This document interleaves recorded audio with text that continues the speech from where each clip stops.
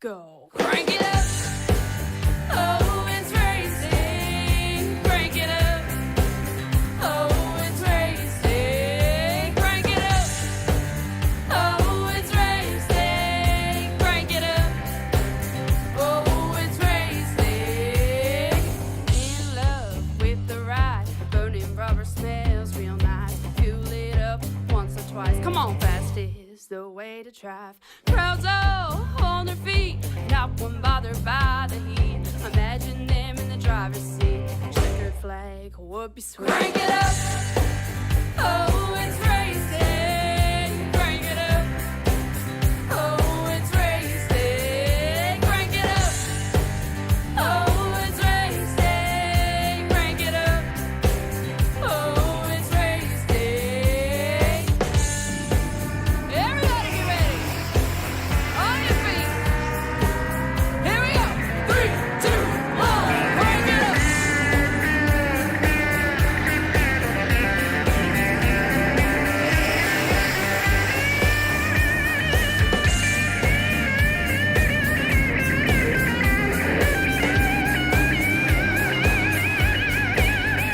Crank it up. Oh, it's racing. Crank it up. Oh, it's racing. Crank it up. Oh, it's racing. Crank it up. Oh, it's racing. Crank it up. Oh, it's racing. Crank it up. Oh, it's racing. Crank it up. Oh, it's racing. Crank it up. Oh, it's racing. Crank it up.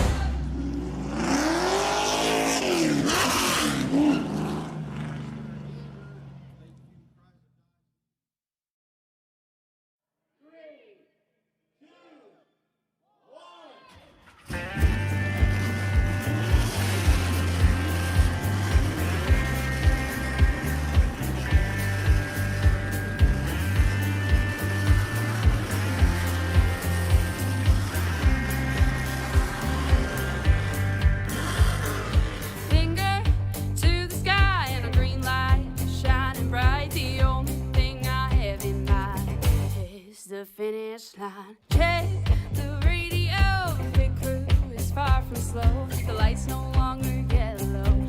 Ready, steady, go. Crank it up.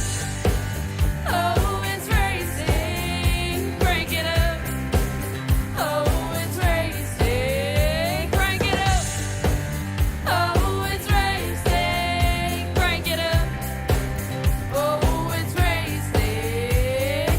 In love with the ride. Burning rubber smells real nice. Fuel it up once or twice. Come on, fast is the way to drive. Crowds all on their feet, not one bothered by the heat. Imagine them in the driver's seat. Checkered flag would be sweet. Crank it up. Oh, it's racing. Crank it up. Oh, it's racing. Crank it up. Oh, it's racing. Crank it up. Oh, it's racing. Everybody get ready. On your feet. Here we go. 3, 2, 1. Crank it up.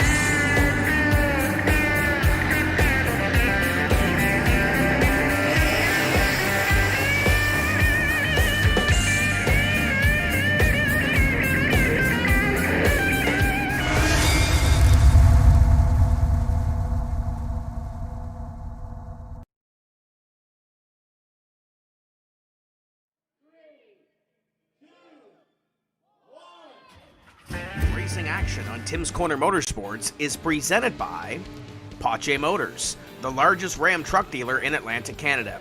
Browse their inventory online at pachemotors.com. Tranquility. Help for anxiety is only a click away. Learn more by visiting tranquility.app. Finish Line Vinyl Design, the official decal supplier of Tim's Corner Motorsports. Like them on Facebook at facebook.com/finishline vinyl design. And by CB Warren's Auto Care.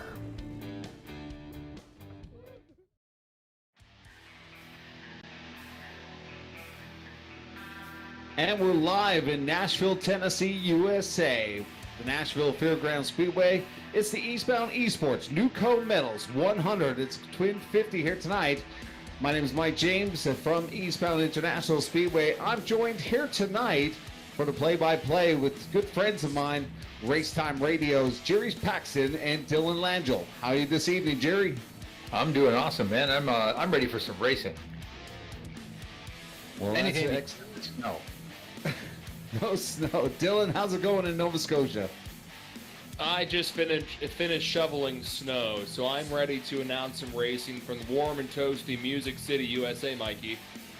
Well, we just heard from Haley Taylor, a little crank it up, but we got some action here tonight, and we're going to go straight into some heat race qualifiers.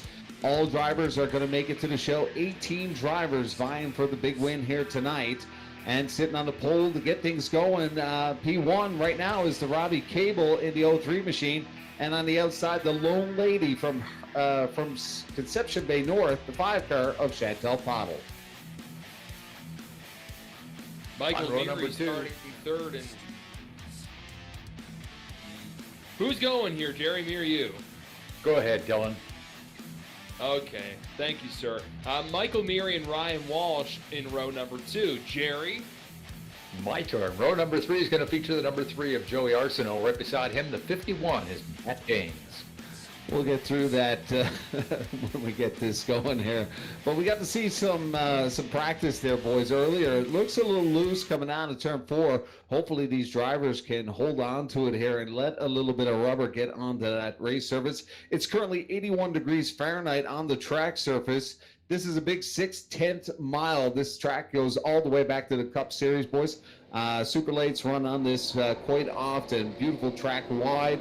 18-degree banking in the corners with 3 degrees on the front stretch. Big, wide Nashville track here for us for some play time. Lots of places to pass on the racetrack, but boy, you got to watch what you're doing. These Super Lates will get out from under you in one big hurry. And mashing the gas, well, you're going to have to keep that right foot under control. This is the track, Jerry, that a lot of NASCAR drivers want to see back on the Cup circuit, and who knows, they're going to be in Nashville next year, just in Lebanon, Tennessee, at the Nashville Super Speedway. This is the legendary Nashville Fairgrounds. If you're talking good old-fashioned short tracks in America, we're at the place right now. And Mike, you were saying this is pretty much exactly what Eastbound is like in Newfoundland. Yeah, for the corners, it's an 18-degree bank. Eastbound backstretch is a 12-foot elevated, so a little bit gnarly, one of the unique tracks in North America. There's nothing really out there like it. It's a paper clip, but this one's a little bit wider, so lots of room for these Super Lates to get around here. But Robbie Cable is going to take it around here, 3 and 4. Pace car is out of the way. It's going to be all Cable here with Chantel Pottle to the outside as the drivers kind of delay there. And a little bump from Michael Neary as he came up the backside of the 03. And it didn't take long for the action to get started. Here they come on a turn number 3 down the back straightaway. And this is going to get real interesting because I can see that battle shaping up for third already. Yeah, it was a little bit of a stutter step there, Jerry, on the start. There's Chantel Pottle, a little contact there with Ryan Walsh. Those were 2 drivers that were duking it out in the TCM Weekly Racing Series event last night. That was at a very small Oxford Plains Speedway. Mike, you know, this track is completely different. Very, very high bank compared to the very flat Oxford. Yeah, we've been moving around quite a bit. We started in Oxford, and then, a lot of these drivers new to Nashville, but a little loose there for Joey Arsenault. The 3 almost goes squirrely in the front stretch, but maintains composure and slides in behind Michael Neary. But Michael Neary now for challenge for the front row with Robbie Cable, Jerry. And Cable's got his hands full right now because he moved up to the high side of the racetrack. Michael Neary put that 23 car underneath him in a big hurry, and now the fight is on because outside may be quick, but the grip might not be there when you need it. Oh, there's the wall. That's what we were talking about, Dylan. Well, that's going to bring in our good friend Showtime, Paul Strickland. This replay has been brought to you by VidaneTV.net /shop. Check out their brand new online store. Dylan, did you get a hoodie just yet?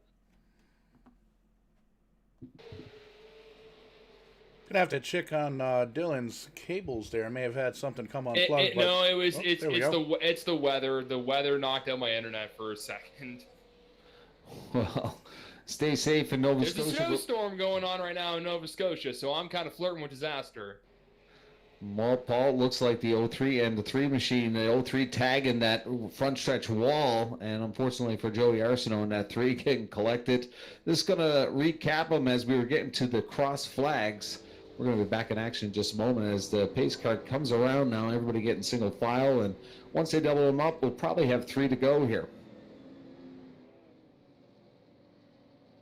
Michael Neary in that number 23 going to inherit the lead now with Ryan Walsh beside him on that front row. So things are going to get mixed up just a little bit as we get back racing here. Yeah, sorry about that, everyone watching and boys here in the announcer booth. Old Man Winter took a mud slide right into my internet box, apparently. I guess a snow slide in this case with the slippery roads here in Nova Scotia. So, hopefully everything's all squared up. So I actually missed that wreck. But with heat racing, though, it doesn't usually affect the main event in iRacing. In real racing, if you total your car in the heat race, you're pretty much done for the entire day. Well, here tonight, folks, those tuning in on Facebook, YouTube, and Twitch out there in the internet land, each one of these drivers, once they go into the main events, they'll have a quick fix. So we've seen that in the Cup Series on Fox Sports when we were at the beginning of the COVID-19 pandemic. So if these drivers do get into a little bit of a situation, they do have that tool in the back pocket to hit that button, and then it's a quick fix on that car. Now, it does require a bit of time, so hopefully they won't go down a lap. But here tonight, we're on the 6/10 mile, so it's a little bit more extra time as they pace around. But lights are out, Jerry. We're going to get back to racing as Michael Neary and Ryan Walsh up front row lead them around. And here we go down the back straightaway. This will be the final time before we get that green flag. So the drivers getting set as we come around. Oh, I guess I was on the wrong end of the track. Now we're on the back straightaway, so that means we're getting set to go. Sometimes you just get lost. It's not like a real racetrack, but here we go, Dylan. Yeah, green flag will come out now as we're on the right side of the racetrack, and Michael Neary will get the green flag. So basically a 2-lap shootout to finish off heat race number 1 tonight for the Newco Metals 100 here at the Nashville Fairgrounds. All drivers qualifying for Twin 50s tonight. Little doubleheader TCM Vidane TV action this evening, and currently it's Michael Neary in front getting the white flag. White Silk is out for the 23 machine of Michael Neary. Ryan Walsh in chase. This is for precious positions for the main events. And Chantel Pottle looking sharp out there in the P3. She's going to take a peek to the inside here on Ryan Walsh. She half cars him, but looks like we're going to have a Neary, Walsh, and Pottle finish. But the 51 of Matt Jane's coming on strong just there at the very end there. Good strong showing in that first qualifier, so we'll keep our eyes open. Looks like it's going to warm up to be a great feature race. These guys are really pumped up to go.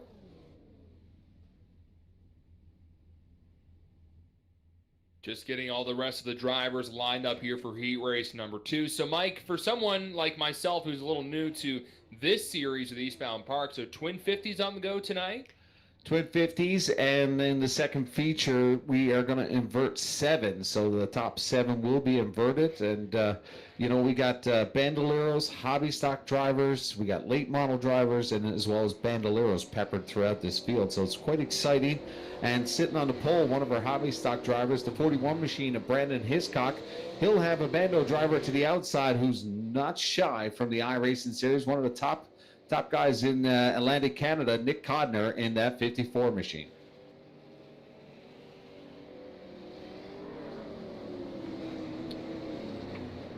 Morgan Oates will be starting third in that number 53, followed by Owen Groves, there in the number 9. He's going to be starting 4th here. And we're going to round out the field with the 05 of Jacob Lawrence and the 41 of Jason Goss. This one looks like it's going to be a real wild one. I don't know why I have that feeling, but it's there. Definitely a wild one, Jerry, because some top drivers in this one that have been peppered throughout the TCM special events. You got Jason Goss in there. You got Nick Condor, who's back-to-back wins here at the Eastbound eSports. But you got quite a few natural drivers in there too as well. Jacob Lawrence picking up 3 for 3 wins in the Bandolero Series at Eastbound. Owen Groves, a 2-time champion as well. So we'll see what happens here as the 41 machine, Brandon Hiscock, gets it going here, but he kind of delays the start here and almost jumbled up the 53, but clean start here as Codner goes toe-to-toe with the 41 to the high side here in the high bank. And we got wreckage here with the 9 of Owen Groves getting tangled up with the 41. That's going to bring in our friend Paul Showtime Strickland and our friends at Vidane.net, VidaneTV.net /shop. So check out the brand new clothing store that the boys have set up for our replay action. Yeah, we'll get that URL right one of these days. Vidane.net /shop. nice and short and easy to remember. And you can also go to Vidane.net, click on the merchandise button, and that'll pull it right up. But back to the replay here.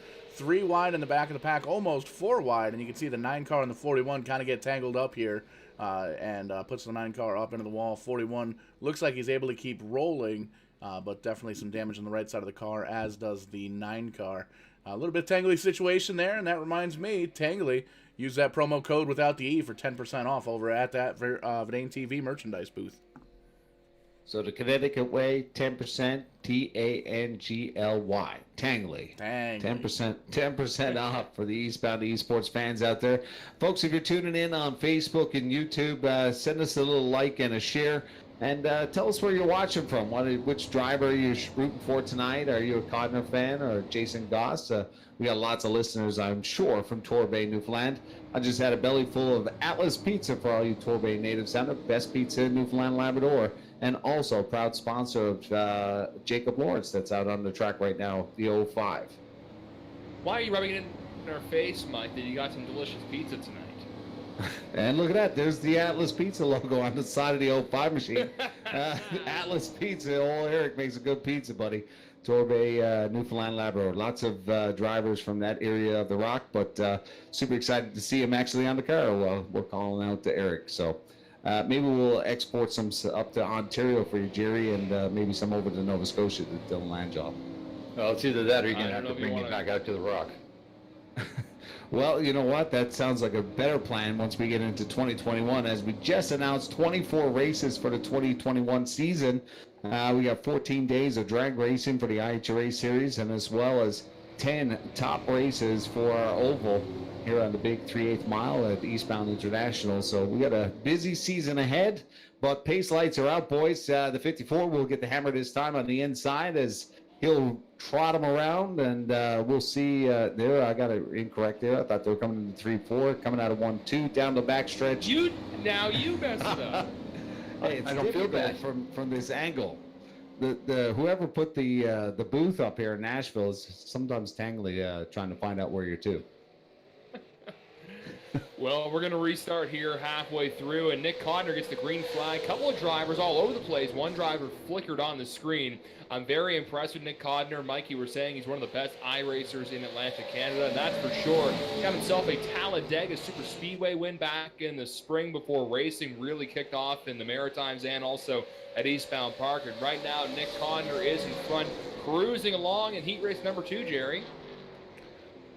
Oh. Yeah, and no sooner do we say everything's going along well, and Brandon Hiscock in that 041 takes a big donut.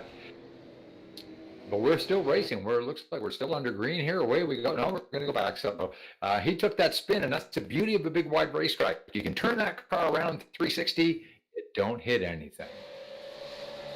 Yeah, it looks like Jason Goss is really trying to get up to the front, and we had the 9 car kind of blip there, so that kind of was probably part of the cause here. Paul Strickland, what do you think, bud? Yeah, you're exactly right. Taking a look, the 9 car being the meat and the 41 car sandwich, you can see the 9 kind of blipped out as he got into the 041, and then the 41 behind him of Jason Goss kind of got out of the back bumper because he had nowhere to go, so spun those cars around. You can see some damage from a previous wreck there on the front of the 9 car, but everybody else able to point it in the right direction, grab a gear, get on going. Everybody makes the big show here tonight, so that's good news. It doesn't seem like it's going to mess up anybody's plans too hard. These guys are just going to try and have to drive a little bit harder to get a good qualifying position for the big show. Now, Paul, you've had a long history of iRacing simulation. You know, the internet, the amount of data that's going through these machines from these guys' living rooms all the way to their iRacing servers. What we just seen with the 9 car, you know, obviously he had a ping or something happened there for the disappearance. Sometimes that can happen. So, but take us through some of your knowledge on the iRacing. Yeah, a lot of times if the internet connection isn't all that great, and I've heard some horror stories about the internet connections up there in Canada. But if they aren't all that great, and somebody may very well be having the YouTube stream of Verdane TV maybe on their cell phone hooked up to the Wi-Fi, that can definitely drain out some bandwidth and give you some connection issues. But it's one of those things. iRacing has a very unique setup. These drivers are all on their own computers, on their own steering wheels, on their own internet connections, and racing against other drivers that are hooked up through the internet as well. So a lot of times there's not too much an issue with a connection with back and forth right local where you are. A lot of these guys everybody here from Newfoundland. Did I get that right? Did I finally nail that right? Yeah. Yep. But it's one of those things. They have to communicate back and forth with the iRacing servers and the internet connection. Sometimes it blips out every now and again, and usually if it's an issue, they end up getting parked by the race officials. Well, and every once in a while, Dylan gets blipped out, so it just happens. We'll try to keep everybody going here as we fight snowstorms across Canada. We got Ontario, Nova Scotia, and Newfoundland. 18 drivers vying for the new Code medals, 100 here tonight. But green flag, Jerry, take us home as Codner leads them around. And Codner's going to bring us down to the green flag as we come out of turn number 4. To the outside, and Lawrence picks up the pace just a little quick. That set his back wheel spinning, and that's going to cost him more time than he's going to make. He turns around now, and he's going to keep it going. So caution flag is out once again by the look of it. We're going to have to go back and see exactly what happened. Looked like he just stepped on it too hard. Yeah, it looked like there was a bit of a delay there in the restart, and Morgan Oates kind of got into the back of him and gave him a little bit of a push, and then Jacob just took off there. But we'll bring in Paul to just have a bird's eye view of what actually happened. Taking a little look-see here as we load up the instant replay brought to you by the VerdaneTV.net/shop. And it looks like the 41's in a hurry. Jason Goss trying to get his way up towards the front. A little bit of a slow start for the 05 there, but you can see the 41 gives him a little bit of a nudge and shoots on by. Doesn't hit anything. Everybody's able to get by without getting into the 05, so good news there. But Jason Goss up to second. Wow. Getting tangly. It's only heat racing just yet. You know, there's just qualifying, getting all the bugs worked out of these guys as we get into a green-white checkered here, Jerry. We're not going to see a lot of pit road activity with the 50 laps here tonight. There is that quick fix that I did say to you. So if in the main event, they will be able to go down pit road and get that quick fix like they had in the Cup Series on Fox. Yeah, 41 of Jason Goss got sent to the back of the field. This is going to be really interesting because let's see if he's going to be okay with this. Here we come down to the checkers. And it's going to be, without question, Nick Codner, that 54. He was in command of this thing. And Brandon Hiscock in that 041 in second. Following into third spot, Owen Groves in the number 9. Did we just finish that on caution? Yeah, I don't know. I don't know what the heck is going on because the pace car was still on the track. Yeah, a little bit of a different situation. I believe Tim Terry's in the booth with us right now. Hey, you come on in, brother. Hey, good to see you. These heat races are capped at 8 minutes on a time limit. These guys hit their time limit, so this will, I believe, Paul, be the checkered flag. Looking at scoring. Yes, sir. Looking at timing and scoring, that was indeed the final lap. I'm not really sure why the pace car still got him out there with the lights off, but well, this may very well be the final lap. I don't know. Who knows? Paul, you know how iRacing codes things, and sometimes it's not exactly coded to the way it should be. That's the truth. This might be a one-lap dash. That may very well be the case. Let's go with that. That'll be exciting. Yeah. Well, here we go. The 54 is going to get a one-lap dash. Final lap. Pace car is off, boys. Connor gets a good jump, but look at that. A little squirrely from Brandon Hiscock. He hangs on to it as Cotter comes around, white silk, and it looks like it's going to be all the 54 machine as he gets checkers coming down the back stretch. Yeah, no harm, no foul there for Nick Codner. He comes around turn 3 and 4 on this one-lap dash, and he grabs a checkered flag. Hiscock, Groves, Lawrence, Goss, and Oates rounding out this heat race. That was kind of a wild and wacky one. I guess I feel like I just iRacing drank a wasn't sure bottle exactly of wine. what I wanted to do. I feel like I felt like I just drank a bottle of wine. What happened? You blinked and you missed it all. A little bit different at the than at the real racetrack, but a lot of fun here tonight. Thanks for tuning in to the Newco Metals 100. But we got one last heat race coming up here, and we're just getting started here on the grid here, Jerry. And here we roll them off. Phil Fowler in that number 11 machine going to take the pole for this one. Right beside him on that front row, the number 1, Rod St. George. Row number 2 in the 77 car, that's Bob Hutchings, and also in the number 24, Nathaniel Wall, starting 4th. And complete the field in row number 3 on the inside, the 84 Bandolero driver. That's Noah Healy. And to the outside, the 59 Forever, Andrew, a.k.a. Tippy James, will complete the field here. 10 laps going to be on the board. Jerry, we've seen a little bit a wild... I'm still searching for the word from heat race number 2, but hopefully we'll have a little bit of a better run here on heat race 3. Well, let's see if they can keep them all in a straight line on an oval racetrack. That'll have a lot to do with how things turn out. Pace car, the lights are out. Phil Fowler in the 11, the number 1 of Rod St. George, sitting in that front row as we come down that back straightaway. Everybody's on pace. Field is looking good. Here we come. Pace car ducks to the infield. They'll bring it out of turn number 4. Down the front straightaway to the green flag. Here we go. We are racing, and it did not take long for Fowler to jump into that number 1 spot. As the 1 of Rod St. George got pushed up the racetrack, he's on the high side trying to fight for position. Hutchings on the bottom in that 77. Fowler moves up, and here comes the 77. Tight quarters in turn 4. Fowler's able to fend off the 77 car. Impressive run there from Phil Fowler. He's been on Race Time Radio before. I've heard him with our good buddy Joe Chisholm. Now he's trying to block the 77. He goes low. 77 goes high. Hutchings trying to get around. Oh, Phil Fowler's throwing the bumper everywhere trying to block right now. Who is this Phil Fowler from Fort Hill, Labrador, fending off the Wolf, the 77 machine of Bob Hutchings from Central Newfoundland? He is a hard charger tonight. He is just all over the 11. The 11 has been sliding up and down the track, trying to block the run of the 77, but it looks like the 77 will go toe-to-toe. Here as they come around the corner, they will go side-by-side racing. Fowler still trying to fend off that 77 as Rod St. George in the 1 car looks with a beautiful window of what's going on. He could be coming up for a peek at 3 wide. Oh! Right now, you can see that one coming, guys. Fowler dirt tracking. Oh. You can see that one developing right away. Oh!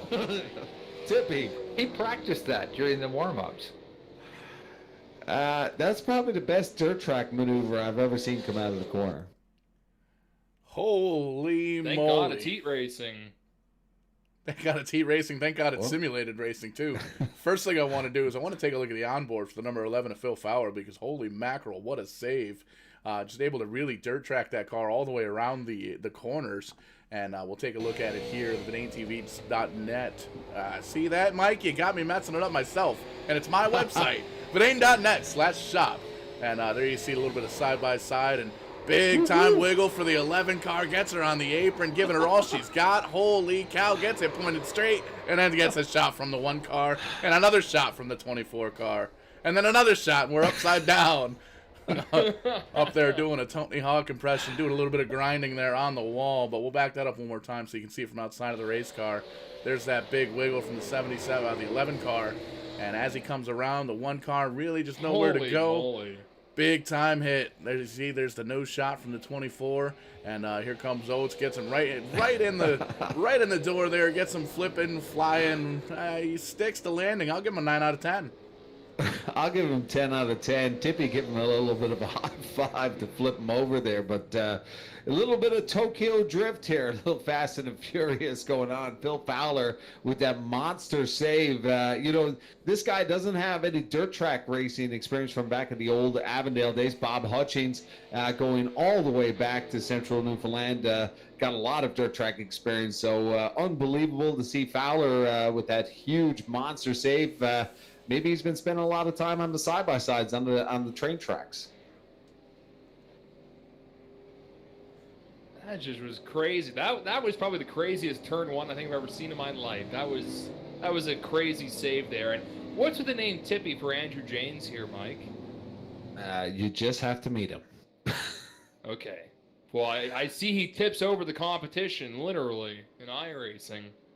Well, Andrew, a.k.a. Tippy James, that's his nickname. One of the fan favorites, as well as just a favorite of everybody. Just a great personality, unbelievable guy. Got nothing bad to say about him. He's one of my favorite drivers that I've been watching since way back in the day, coming up through the hobby stock ranks, and a lot of stories from that 59 team. Well, this should set us up for a very interesting little dash to the end, because they have mixed up this field in such a big way. Rod St. George now in that number one car, in that number one position, with the 84 and Noah Healy beside him. And if you think about where the start, that's not where they were. They were at the back end of the field, and so far they haven't had to pass anybody. All they had to do was survive. So this is going to get a little bit wild here, because I have a funny feeling Fowler and Hutchings are probably going to try to make up their lap, and they've only got about 3 racing laps to do it. They just had to avoid everybody flipping at a turn number 2, and they're able to do that there. So the pace lights are off the iRacing vehicle. A few of the drivers trying to find out where they're lining up here. We've got 4 drivers, 5 drivers almost lined up there on the inside. So we're going to go green flag racing anyways with St. George in P1 in that number 1. Noah Healy on the outside, green flag back out. Mikey James, 2-lap shootout to round out the heats. 2-lap shootout, and I think in the lineup, the 24 just did not want to have anything to do with it, but it does come on strong now with Fowler now trying to get up on the 59 machine. Nathaniel Wall starting from all the way for the tail from scratch. Now getting into the back of Fowler. Fowler's going to send him around. We are still green. They are going to show the white checkered here, boys. We are going to see checkers here as Rod St. George is going to come around. He is your leader by only a 1/10 of a second. We got Tippy up. And the leader wrecked. I don't know how they're going to finish this one. Could have been Nathaniel Wall, boys. This is going to be a wild night. Who's going to win this race? Healy. Noah Healy. Unbelievable, boys. We always love the hooligan, the last chance qualifiers. I think this is going to be a little bit of a foreshadow of what they expect here tonight. You know, this is a new track for the drivers here in Nashville, and bigger track, a lot more speed. We went to the Legends on the last one, and now moving over to the Super Lates may have messed them up, but hopefully they got it all worked out of them. And we are getting into the first start of the first 50 laps of the New Cold Metals 100. And already they are gritting. And sitting on the pole right now, Owen Groves in the 9, 2-time Bandolero champion from Eastbound Park. And he'll have the 5 machine, the Lone Lady from CBN, Chantel Pottle on the outside. Starting in row number 2, you can see Rod St. George in the number 1. We just saw him turned around in turn number 2 a moment ago. Starting on his outside in 4th, the 041 of Brandon Hiscock. On row number 3 to the inside will be the 19 of Ryan Walsh, and right beside him the number 84, the winner of the most recent heat race, is Noah Healy. And on the inside of row number 4, Nick Conder in the 54, and to his outside, his partner in crime, the 23 machine of Michael Neary.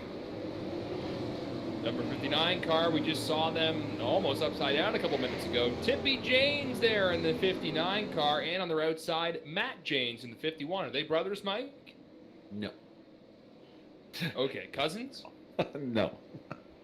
On row number 6, starting in 11th spot, the 05 is Jacob Lawrence, and right beside him, the number 24 of Nathaniel Wall. And your 2019 champion from Bandolier is the 3-car of Joey Arsenault. He'll have Jason Goss in the 41. And completing the field, I believe we're getting ready for green. It's the 77 machine of Bob Hutchings, Robbie Cable in the 03, Morgan Oates in the 53, and starting scratch to the tail, the 11 machine of Phil Fowler. Lights are out, Jerry. We are getting set to get this going. The first 50 laps. We're going to see these guys twice tonight for the Newco Metals 100. Here we go. And you saw the pace car duck off to the infield. Here we come.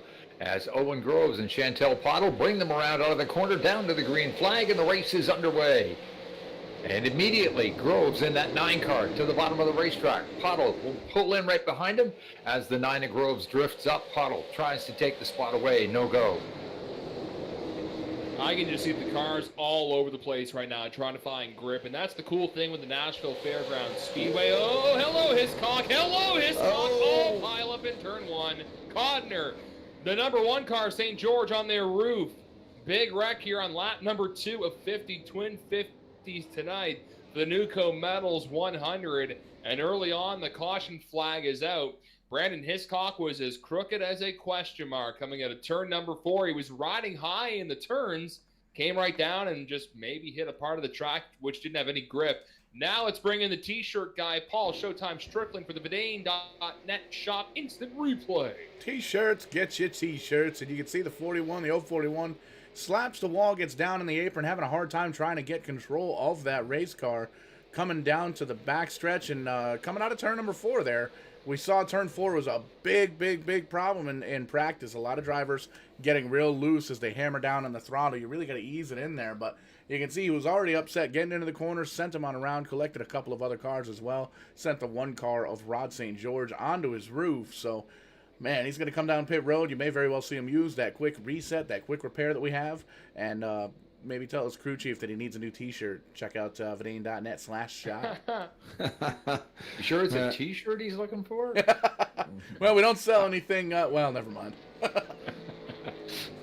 Well, it looks like Dick Codner has visited pit road, as well as Brandon Hiscock, the only 2 drivers. Ron St. George not pitting, so he's got quite a significant amount of damage that he's opted to stay out and probably save that quick reset, because I don't think this is going to be the only caution here tonight, boys, because not a lot of grip on the track just yet. You know, these guys have been warned earlier on in the drivers' meeting, you know, take it easy in the first 5 laps, let the grip build up, but if you bid to an eastbound race, the first lap is the last lap, and these guys know how to get it on, as well as Gal. Chantel Pottle is your new leader.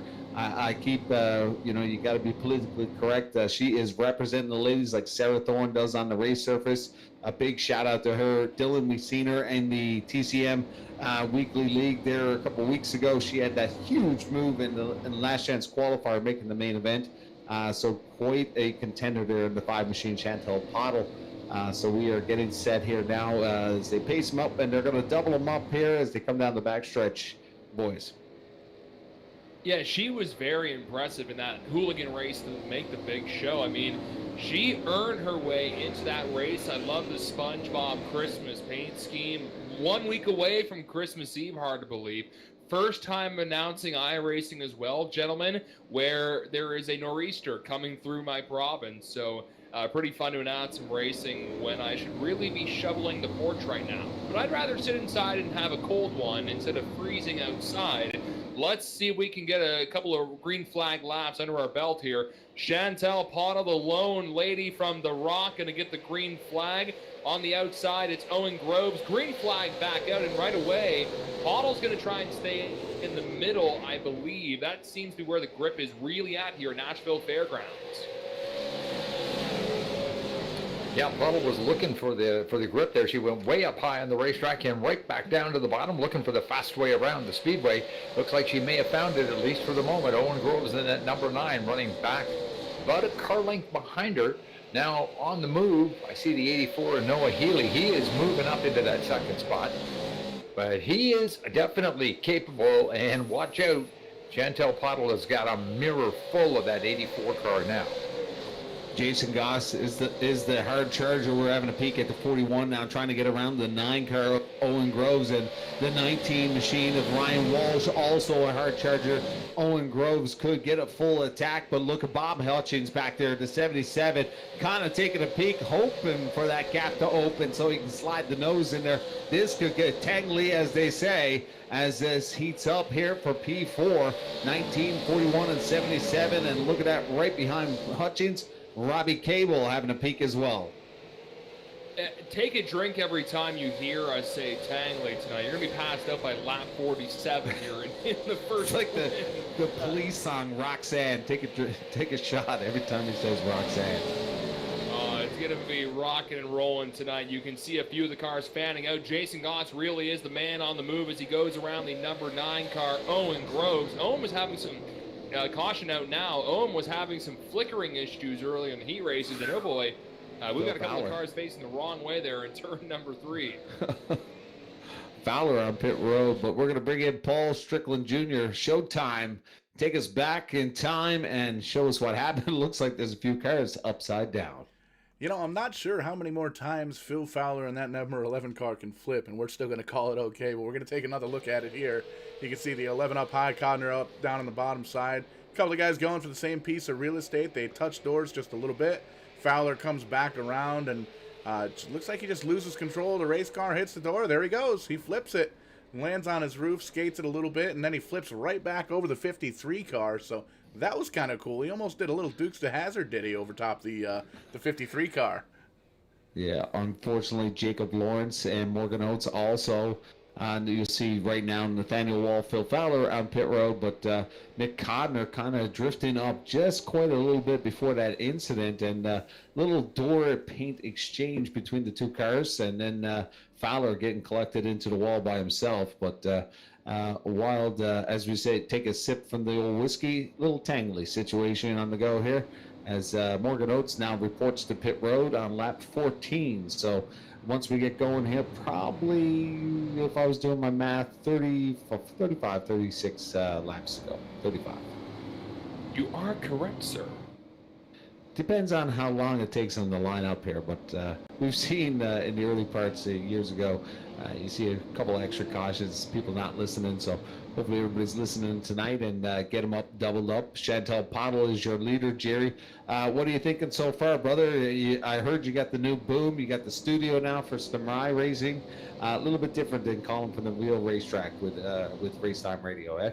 Yeah. So suddenly I'm indoors and I'm not freezing to death. I'm not used to that. They usually throw you down on turn 1. Yeah, that's right. I'm usually outside there. I love the noise and the action, so doing this from the studio is quite different. It's a little quieter, and I'm sure my family is wondering why my voice is raising, but they'll get over it. But hey, I was watching this. You know, I was glad I didn't get the chance to jump in, because I was about to say we've got enough laps on now. The tires should be heated up, and the next thing I know, they're upside down and flipping and sliding. So I was like, good thing I didn't say it.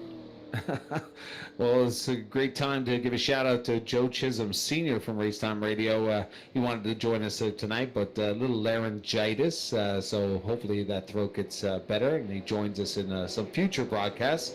But I'm sure you guys are waiting at the bit to get back to the racetrack. And, you know it. And I believe everybody's in that boat, including all the fans at home from Eastbound International.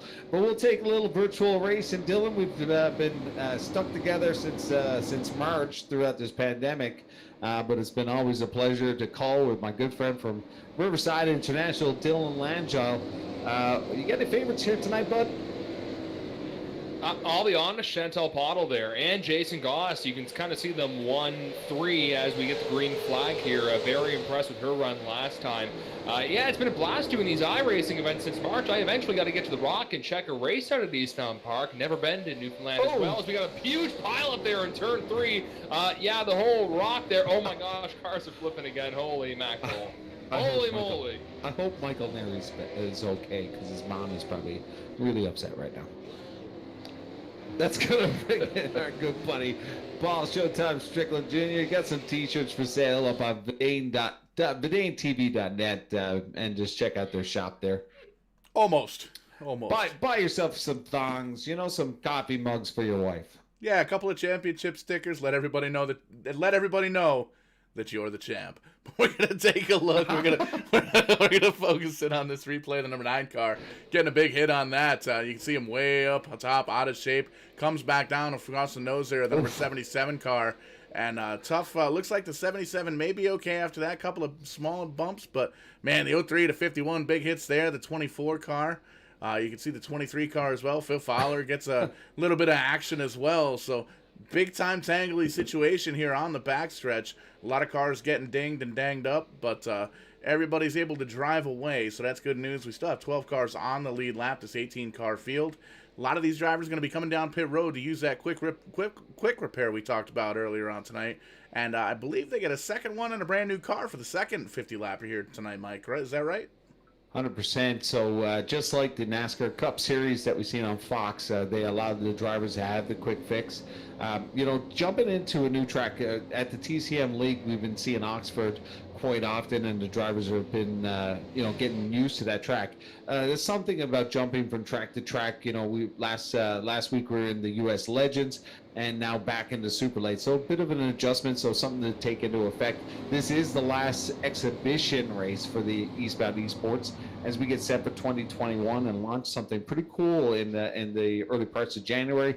And big shout out to Vidane TV, as well as our friends Tim Terry and everybody that's supporting this. And it's going to be exciting. Probably 25 drivers going to be vying for the Eastbound Championship here in the eSports. But hopefully we'll get this going as we get close to the cross flags there, Jerry. And we are getting awfully close to the halfway, but it just still feels like a marathon, but we'll see how we do. We've got a lot of dancers on the racetrack. We've seen a lot of guys moving in and out and around the traffic, and some of them making some beautiful pirouettes in those race cars. Not sure they were designed to do that, but they're going to make them do it because they are talented behind the wheel. It's going to be fun. Well, we've seen some talent so far, Dylan, earlier on, seeing Phil Fowler do that dirt move coming out of turn 1, but hopefully a lot of grip now on the track, so hopefully not a lot of oil from all these wrecks, eh, bud? Yeah, it's kind of nuts to see how he was able to save that going into turn number 1. I don't know how he was able to. He didn't even have the assistance of another car right away until partway there in turn number 2 with the second place driver kind of catching up. We can see a few of the other cars catching up to the pace vehicle as a few drivers on track getting that automatic repair, the quick fix, the quick repair. Get won this race, and then after that, you're on your own and hoping your crew can work double time to get that all fixed up. We're near the halfway point. Chantel Pottle in front with Jason Goss on their outside. Green flag is out for the lone lady here, and right away Goss is going to try a crossover move on the inside underneath the number 5 car, but Chantel's not going to give up that spot easily. Pottle looked like she tried to block the run of the 41 and came all the way up and looking for that grip. She's looking for that line that she's been liking so far throughout the first half of this heat, and she's doing a wonderful job to the front as Jason Goss is hard charging, kind of sizing up, looking for a little bit of grip in the mid-line here. 84 Noah Healy got it back there, and there is a bit of a scrub. Not sure what happened to Chantel. She is off her screen. The 41 is going to get probably a penalty here as the 5 just took a dump into the front stretch wall. That's going to bring in our good buddy Paul Strickland, as we were on board the 41 machine. Did not get to see what actually happened, but we'll find out right now from our good friend Paul Strickland. Yeah, we were taking a look at the inside of the car, the cockpit of the number 41, and we'll take a look here. The battle kind of got itself a little bit squirrely, a little bit tangly up there for the lead, but we'll give it to you. We'll take a look. 41 looks like he's a little bit on the high side, comes in. Chantel down low, right on that line, hits the apron just a little bit, and coming out of the corner. I don't believe there was contact there. We're going to back that up one more time, see if we can maybe get a little bit better camera angle on that. There you see, well, that's tight. Back it up another like half second there. Zoom in that drone. Yeah. Oh yeah, there's definitely some contact there. Yeah. So the back end of that number 5 car got a little bit loose, and the 41 just kind of finished her off. So tough break for Chantel. Really impressive driver over the past couple of weeks here in the Tim's Corner Motorsports weekly sessions, as well as the Eastbound. There you see the 41. Well, you can't see it yet, but now you can see it. The 41 car getting sent to the rear of the field, and it looks like Chantel may very well be waiting for him. she's up high, just kind of stalking the back bumper of the 41. Very, very strong run. Unfortunately, ended early. We're still halfway here in the first 50 lapper. We got a second 50 lapper coming up, so hopefully we can see the 5-car Chantel Pottle move her way back up towards the front. Now, boys, in this, just similar to the TCM live events, the driver has the option to press the button to claim the caution, and that will give the 5 back the position. I'm not sure how they're going to score this, but if no one claims that, then it's a no-fault caution. Everybody goes to the back. So unfortunately for Chantel Pottle, we'll see where she lands. But we do have some lap traffic, and looks like Matt James got the lucky dog as he comes around, and he'll be back on the lead lap. So 13 and above are on the lead lap. That's going to put Robbie Cable, Morgan Oates, Bob Hutchins down a lap, and Brandon Hiscock down 3, Fowler down 4. So Noah Healy is going to be the new leader with Ryan Walsh on their outside and the 54, Nick Codner, who won one of the heat races earlier on. So things getting mixed up like scrambled eggs on the early get-go of Twin 50s tonight, the new Co-Metals 100. And we've got the TCM Ho-Ho 100 coming up at Irwindale right after this. So a little double dip, little double feature, double, if you will, tonight here to round out the 2020 iRacing season with Vidane TV, Tim's Corner Motorsports, all connected here in Eastbound Park. Well, I shouldn't say that, Mike. What's the next race here for the Eastbound Series coming up? Well, because I got a pile of kids, I'm going to be taking a bit of break with the kids over the holidays, and we're going to be back in action come the first week of January as we get organized over the holidays and see where this all goes. This was the 3rd exhibition race for the eSports at Eastbound, and I'm pretty proud of these drivers. A lot of practice, 7 days a week. These guys are in the server, getting used to the super lates, and have they ever put the time in. A lot different than a real race car, but we are back to green flag. The 84 gets a good shot, and it's got the 19 of Ryan Walsh, but look at that. Ryan for 3rd place. Michael Neary and teammate Nick Codner side by side as they look in at the 19. Now they single file your top 4 with a blanket over the top of them, Jerry.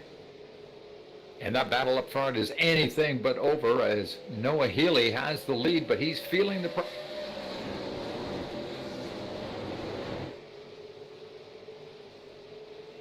And I think we lost Jerry to the hurricane. That snowstorm that's all across the East Coast, maybe, but either way, you can see Noah Healy trying to block the 19 of Ryan Walsh. That's the cool thing about this racetrack, Nashville Fairgrounds.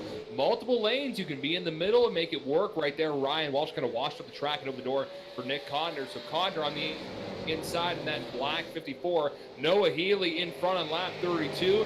I'm going to be very careful getting some green flags under our belt, but Jerry was mentioning a couple minutes ago, once these drivers do get some laps down, the tires will heat up, cars will slide around, and these drivers will really find out what they got. Oh my goodness, Ryan Walsh was scraping that wall like a cheese grater. Cheese grater. Yeah, our top 4, Healy, Walsh, Codner, and Neary battling, and with 16 to go here, Noah Healy feeling that pressure, but doing a wonderful job here in Nashville, Tennessee. This is one of my favorite tracks that we've been on, but we're going to throw a caution here on lap 34. Not quite sure as we were chasing the leaders. It looks like the 53 machine of Morgan Oates got some damage as he peels himself off the wall, but that's going to bring in our good friend Paul Strickland Jr. to give us a little bit of recap here and see what sent the 53 into the wall. Morgan Oates, Hall & Oates here, the number 53, the orange and black machine here.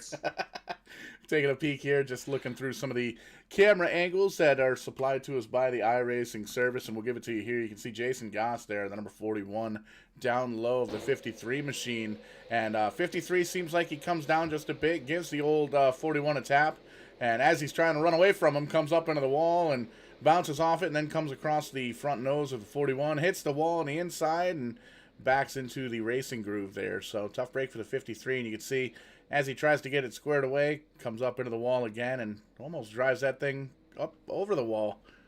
Burnouts. Doing burnouts as he's crawling up the wall there. The one car barely misses him, but looks like he's got everything taken care of here. So that's good news. And one thing I do want to point out here, boys, it's contest time. There you see the 53 Morgan Oats down on pit road. May very well just, that looks like he's going to put some tires back on and come back out. So that's good news for the 53 team and all his fans.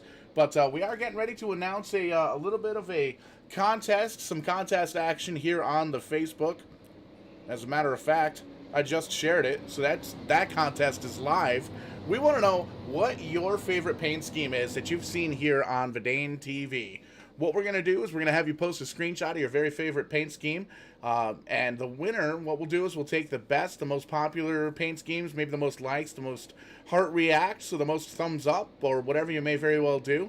We'll put them all together in a poll, and we are going to vote on the best paint scheme seen on Verdane TV here in the 2020 season. And it doesn't just mean Eastbound or Tim's Corner Motorsports. That's everybody.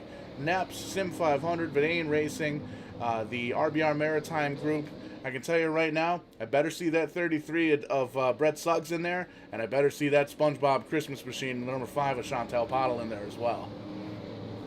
I was just going to say there, Paul, I was just going to say, oh, can I vote for the 33 car we saw last night and Chantel Pottle? So you read my mind. So that's a pretty cool contest. What do you win if you do this? I guess that's a really good a good thing, because I got that, and we've been drinking the Jack and Cokes here. We did some shoveling here in Central Connecticut as well, and my back hurts a lot, so we've been doing a little bit of the Jack and Cokes to take care of some of that pain in the lower back. But the winner of this contest, they get a sweatshirt, a hooded sweatshirt with Verdane TV on the front of it for themselves, as well as whoever recommended their paint scheme in the contest. So cool little deal there, I think.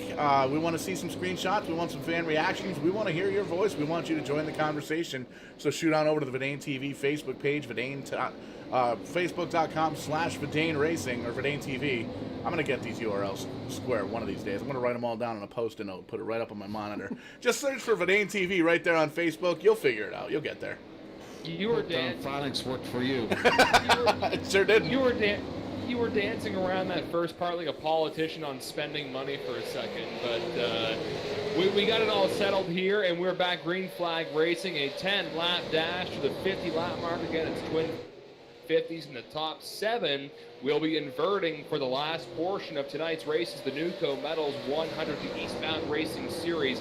Nick Codner in the 54 in second. Ryan Walsh there sitting in the 3rd position. Right now it is Noah Healy, young driver from the Rock, out in front on lap 41. Yes, counting down the laps, 9 to go. Here's Noah Healy. Basically a herd coming up from the back. The 54 coming on strong, as well as the 19, but the caution will be drawn again. I figure we would have the bugs worked out, but we're going to have another caution here, which is going to count down quite a few laps here, Jerry. So we'll get Paul Showtime back in here again, but it looks like Tippy has been in a barrel roll. Oh, Tippy got tipped. Tippy got tipped.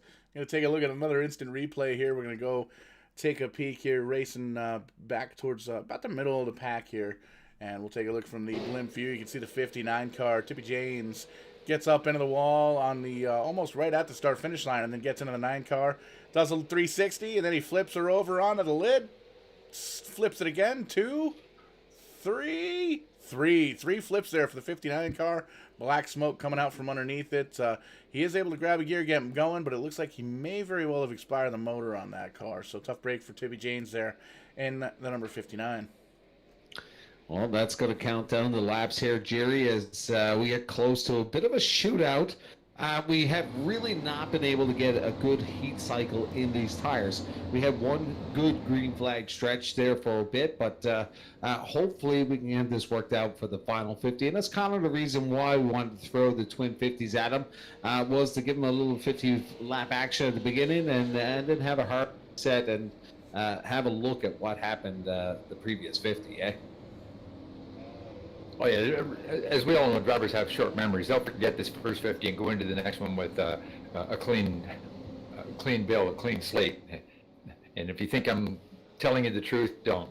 I've been watching Noah Healy here, and this caution flag is not what he needed. Nick Codner is a master on these restarts. We've seen it before, and Healy is was out in front doing a great job of racing with Codner. He was holding him back. He had a car length or a little better on him. Now he's going to have him right beside him. And if Codner gets the kind of start he usually does, that is going to put Healy back a spot for sure. And I'm not positive they're not going to make some contact. Well, that's going to bring out probably 5 to go here as we get lights are still on the pace car, Dylan, as we have a car, the 9 car, coming back out onto the tarmac here.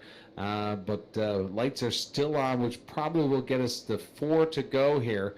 Noah Healy will be paired up with Nick Codner, and what we've seen in a lot of these TCM events and leagues, very difficult to time from the outside. So we'll see what happens. As Noah will have the command. Will he delay or will he shoot as soon as that pace car gets out of the way as they come around the 1 and 2 to the backstretch here? But once again, lights are on again, so not quite sure what is happening with the lineup here, Dylan.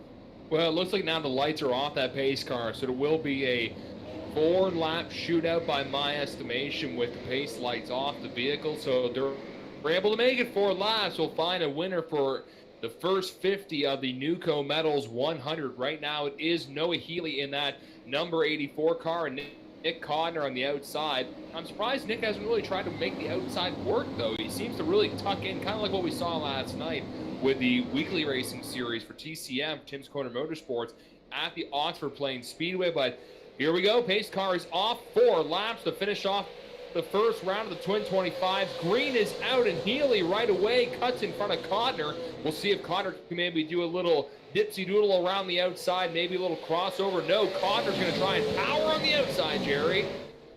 And that could be good news if he's got grip. It could be really bad if he doesn't. So here they come out of 4 down the front straightaway once again. 4 laps to go, and it is all Codner now out in front as Healy falls back into that second spot. What a masterful piece of driving as he went around the outside to take the lead away. And now on the move, the number 19 of Ryan Walsh as he's up into 3rd. Walsh making a good move around the 23 as the 23 gets attacked from Jacob Lawrence, but we're having a peek here. Was that move a little bit too early, because now the 84 is on the hunt, but Codner looking very precise. A lot of damage on that 54, but he is doing a wonderful job out front with 2 to go here as he comes around 3 and 4. White Silk is out. We are in the final stretch here, but Noah Healy gets a little loose as the 19 gets in the back. Walsh now coming on strong here. And the final lap, it's going to be Nick Codner as he comes around. Checkers on the backstretch, but we got a car wreck in the 84. Thought we were coming to the checkers, but we are wrecking on the back. It's going to be Nick Codner, Ryan Walsh, and Michael Neary, your top 3. Boys, pretty dramatic for the first 50 laps. But it's in the past. Now a clean reset here now for the Newco Metals 100s. We'll see what transpires here now as they are going to do a flip here. I believe 7 will be rotated to the back. Yeah, Joey Arsenault is going to be on the pole now. So they finished 7th there in that first race. So congratulations to Nick Codner. Big restart on the outside lane, starting 2nd with 4 laps to go. And we'll see if they can get the 2 for 2 special tonight, with Joey Arsenault going to be starting on the top of this race on the pole. On his outside, Rod St. George in the number 1 car. And on the inside of row number 2, the 05 machine of Jacob Lawrence. He'll have Noah Healy, the 84.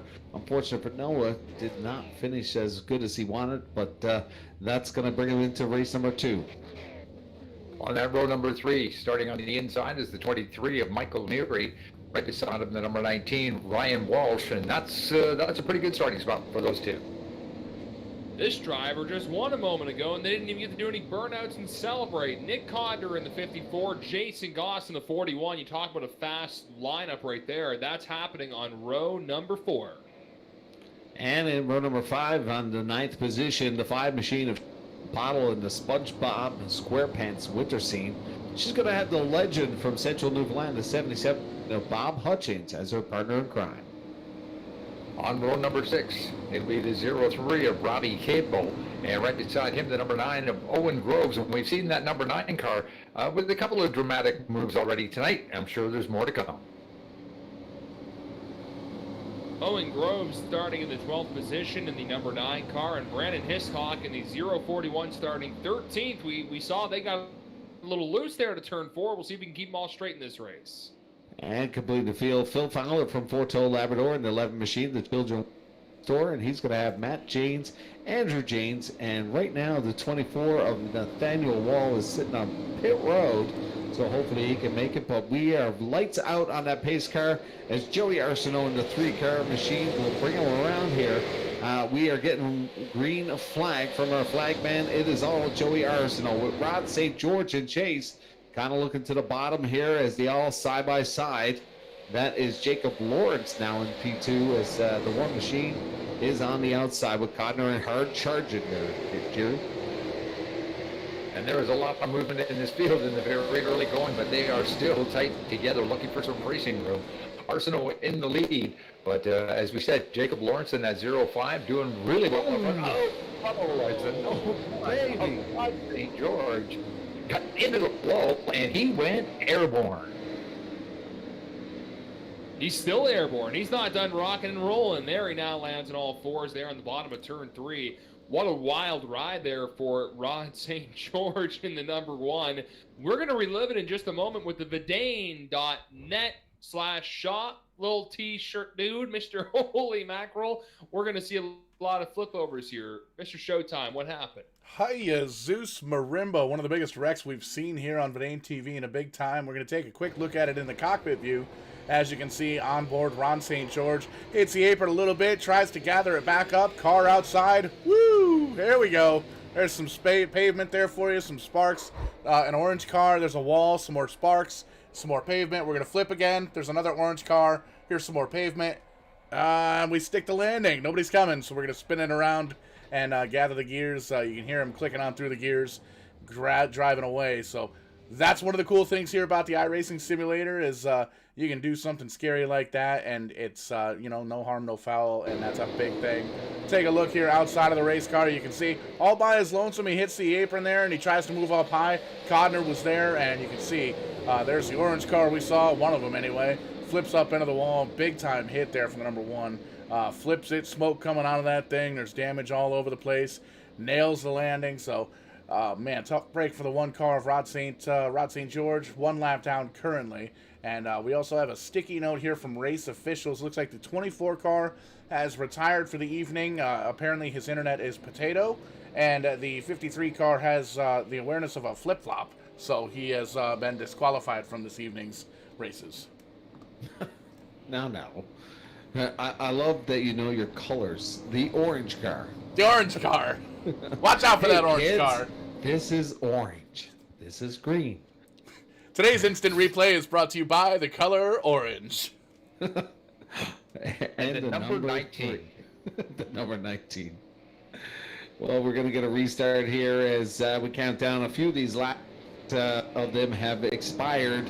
It is still Joey Arsenault, but look who's on the outside. A bit of a buddy on the outside. The old Jacob Lawrence and that Atlas Pizza on that tailgate, by the way, folks. Pizza from Atlas Pizza on the Torre Bay. But lights are out on the pace car. We are going to go back racing here, Dylan. Hopefully we got a bit of grip here and not a lot of oil, but we got 44 laps to go here as we chase them with the drone. Yeah, hopefully we get some pizza here, too. I can deal with some pizza, not some oil on the track, though. Green flag is out there for Joey Arsenault and Lawrence on the outside. Platinum door and hardware on the trunk. You can see there on the bottom. Going on the outside, like this view, it's kind of like playing a video game right now. Pretty cool view, but you can see Joey Arsenault still got the preferred line on the bottom. I mentioned a few times at Nashville Fairgrounds, you can make the outside work, but at most tracks, maybe not Darlington, in South Carolina, it's always the inside lane. That's the one you really want to be on. We're on board now with Michael Neary. They dive deep there into turn number 3 underneath the almost some contact between the 23 and the 3. Arsenault still fending off Michael Neary, but here comes Neary, and hello, Jason Goss, making this a 3-way dance for the battle for first, Jerry. And they are really going at it up front there now as we see Michael Neary in that 23 car. He fought his way to that lead position, and he is not going to give it up easily. Joey Arsenault in the 3 car to the outside. He is fighting now, trying to get it back again. This is going to be a seesaw battle. almost like a little bit of Kyle Larson right now with Joey Arsenault on the outs, kind of hanging out there. And then seems like there's a bit of speed on the high side here as Arsenault has not fallen off the tandem. But the 23 is still in there. But the 41 and the partner in crime, Codner, both Torbay natives, are coming on strong. Codner decides to come to the high side, looking for a little bit of that grip that Joey Arsenault has picked up. And Arsenault fights back and takes the lead again. Now the 23 will go side by side with the 41 machine. This is some fun short track racing. Nick Codner making it a fatal four-way. Oh, Goss! Holy moly, what a save there by Jason Goss. A little bit of a contact issue with the 23. Caution is out. Not for that. My word, what a save by Jason Goss. We're going to get a replay here from Vidane.net/shop.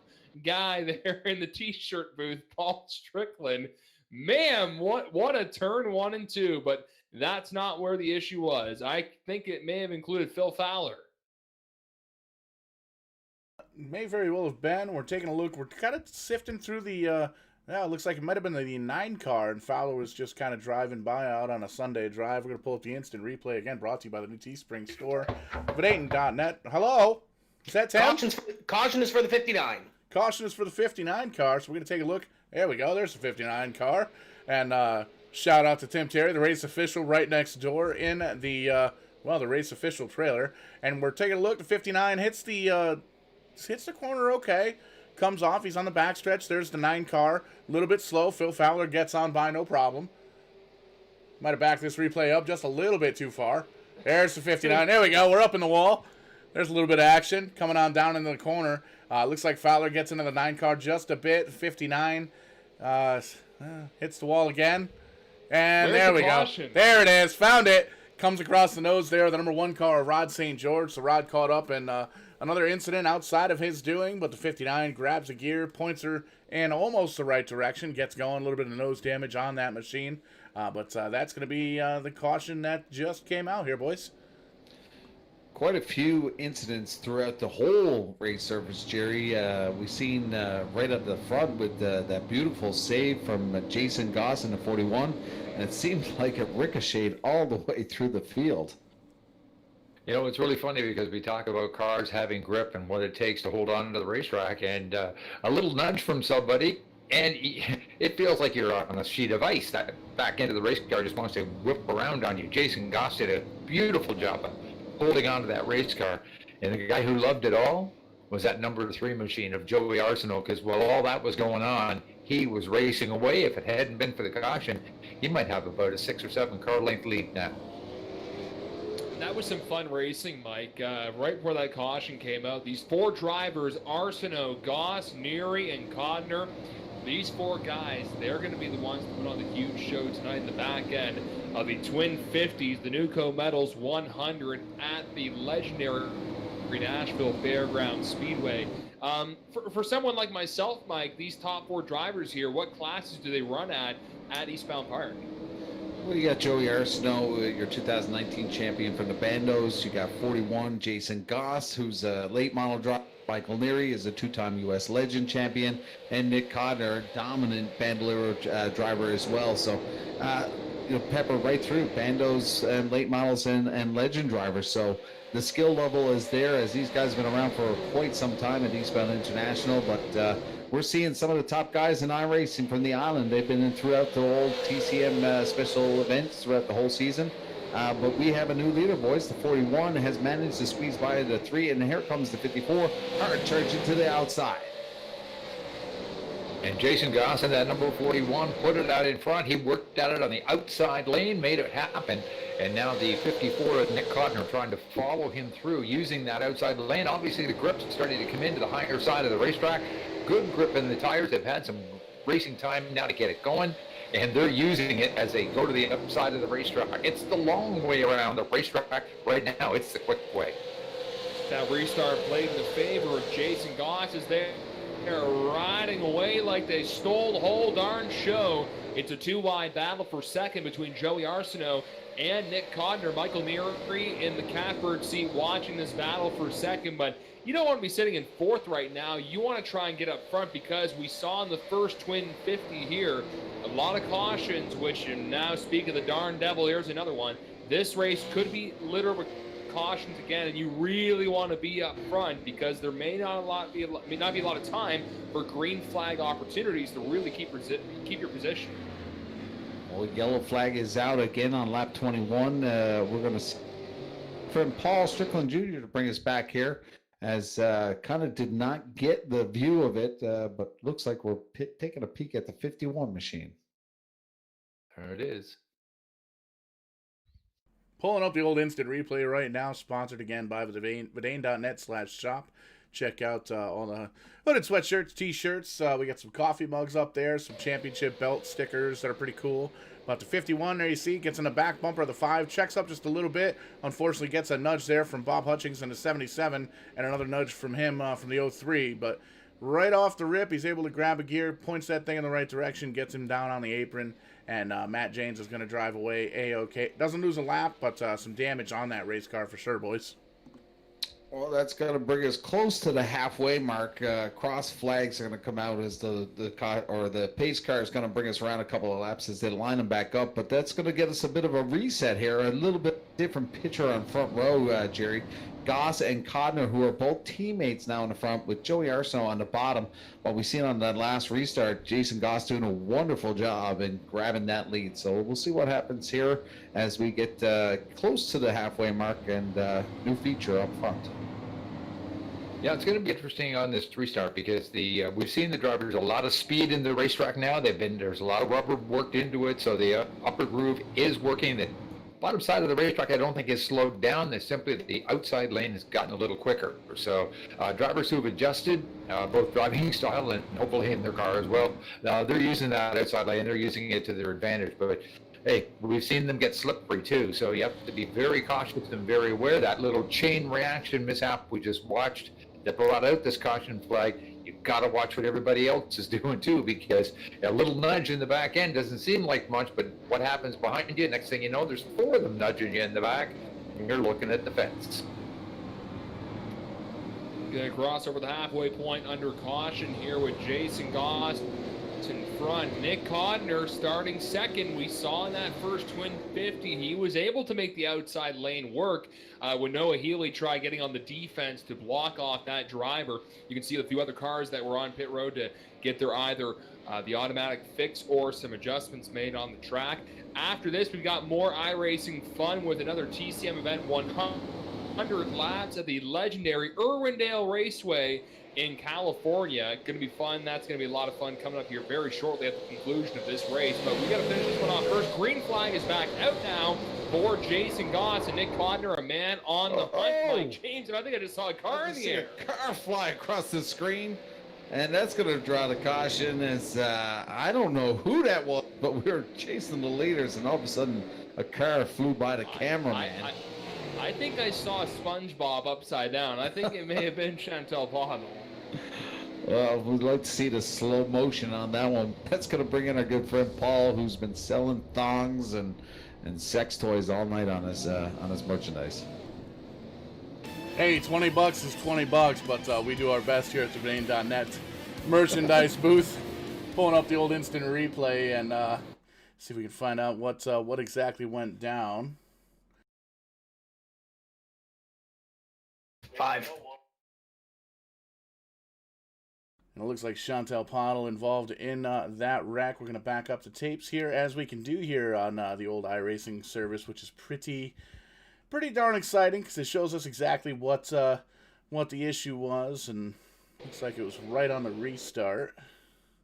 Aha! Found it! Looks like the 5 car gets up into the wall just a little bit.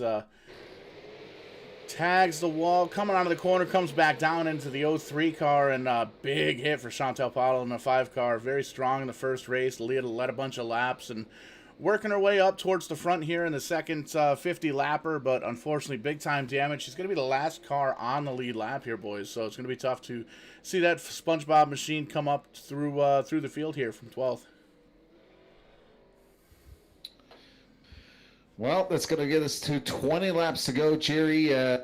See another replay and get a full picture on that restart as we had that caution come out. But my apologies for Paul soliciting on products that he doesn't sell. So we'll stick with the T-shirts. No worries. It's all about the entertainment value here at Vidane TV. Well, if the demand is there, it can be done. We're going to keep it rated boys, G. There's about 5 centimeters of snow built up outside my apartment window, and it is a whiteout right now here in Halifax, Nova Scotia.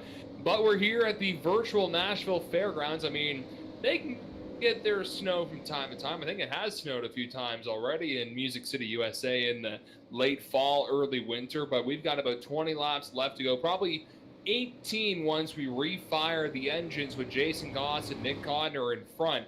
Going to be an exciting dash to the finish here. Jason, he's mighty fast in the TCM Weekly Racing Series on iRACING, and he seems to be the fastest man right now here in the Eastbound Series. Pretty slick driver, and we're seeing some great the whole thing. I just got a text from the boss man from DC Auto. He wants a replay of that save from earlier on, so we'll see what we can do for Doug Critch. Big shout out to him for supporting these drivers. On the front row, two DC Auto teammates, Goss and Codner, are going to get it going. Michael Neary, also a player in that team. So it's going to be a wild shootout here with 19 to go. Jerry, at this point, got any favorites here?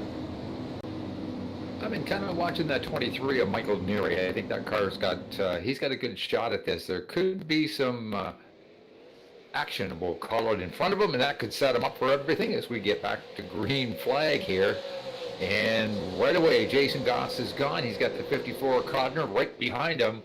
And it looks to me like Michael Neary in that 23, well, he's just going to leave car length in between so that he's got a little reaction room. Jason Goss has got a lot of pressure on the bottom now from Nick Codner. Goss kind of washed up the track there, and it's not as fast as the bottom. Nick kind of checking to see where he's really fast, and it looks like he is really fast on the exit of the turns. We can see here the chase down to turn number 3. Beautiful sight seeing all these cars here at the virtual Nashville Fairgrounds. Jason Goss in front of Nick Codner, and he's got a car length in between himself and second place. Jason Goss does. But you can see on the exits, Codner is really good, and all it takes is a little nose on the bottom to wiggle you out of the way, and they can grab P1. Coming up to 15 laps to go here in Nashville, Mikey. Bit of a strong green flag run here, not trying to curse it, but the DC Auto teammates well out front, trying to get a lot of clean air and check it out from Michael Neary and Joey Ayers. But been a few battles throughout the race here. Noah Healy and Ryan Walsh going at it, the 84 and 19, battling for position, kind of peppered throughout the whole series here. But looking at who's down a lap right now, Bob Hutchin is down a lap. He will be the lucky dog if a caution does come out. But all 13 drivers, the top 13 on the lead lap, Jerry. Right now it looks like it's going to be a 2-car battle between the 41 of Jason Goss and the 54 of Nick Codner. I watched the 23 of Michael Neary. He did a little tag and go with the wall. That slowed him down and put a big gap between second and third. There's a lot of real estate to be made up. That's put those front two out in front all by themselves. And they could be catching up to a slower car here in a moment, Jerry. Goss and also Nick Codner in the 54. Coming up to 11 laps to go. We are on board now with the number 54, and you can see a few slow cars in front of the leader, and we'll see how much of a factor that will play in this battle for first, rounding out the Newco Metals 100 tonight at the, well, we'll call it the American Eastbound Park. We were hearing Mike mention that there's a little bit of an incline going towards turn 3. Was it incline or decline into turn 3, Mike?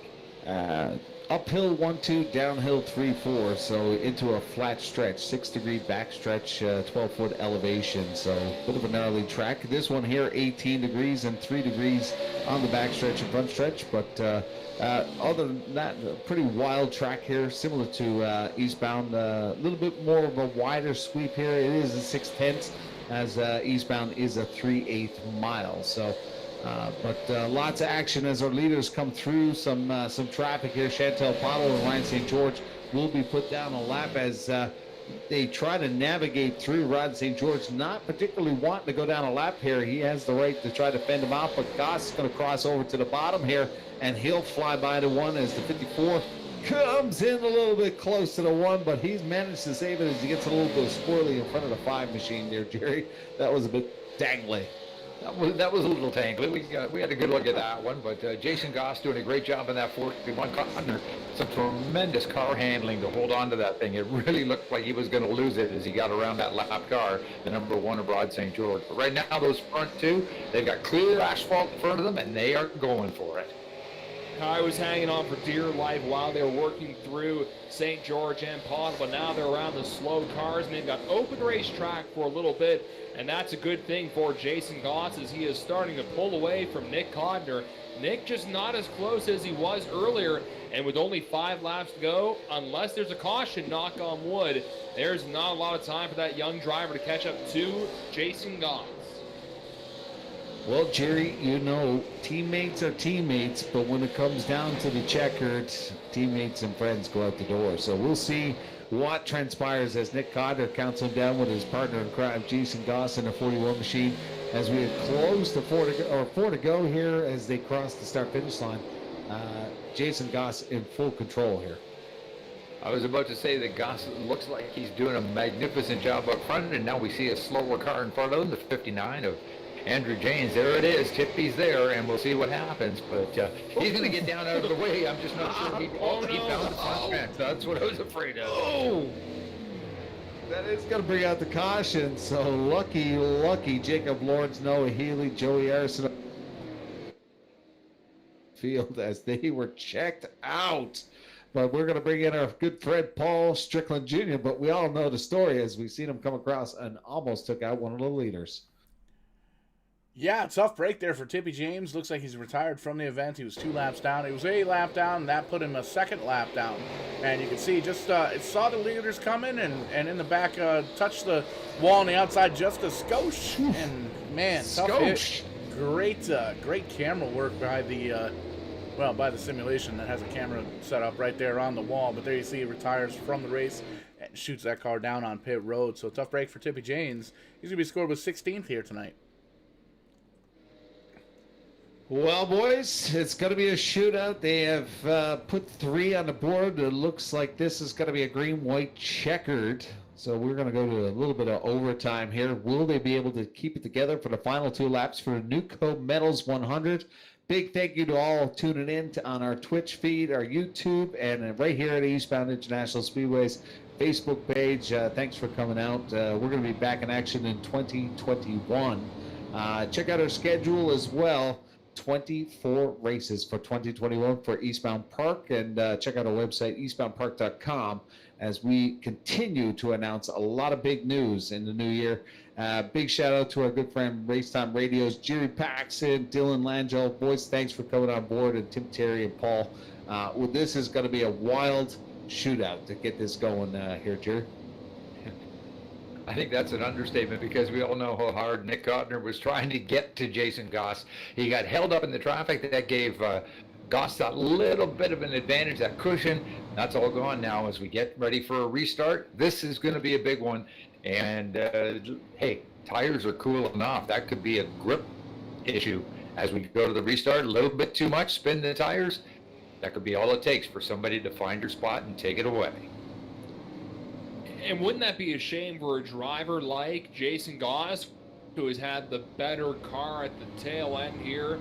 How many times have we seen that at Eastbound or Riverside or wherever at a real racetrack? You see the leader, they're the best car the entire time. On that last restart, they just slip up that 1 fraction of a second, and it makes the huge difference at the end where they land in 2nd, 3rd, maybe even 4th.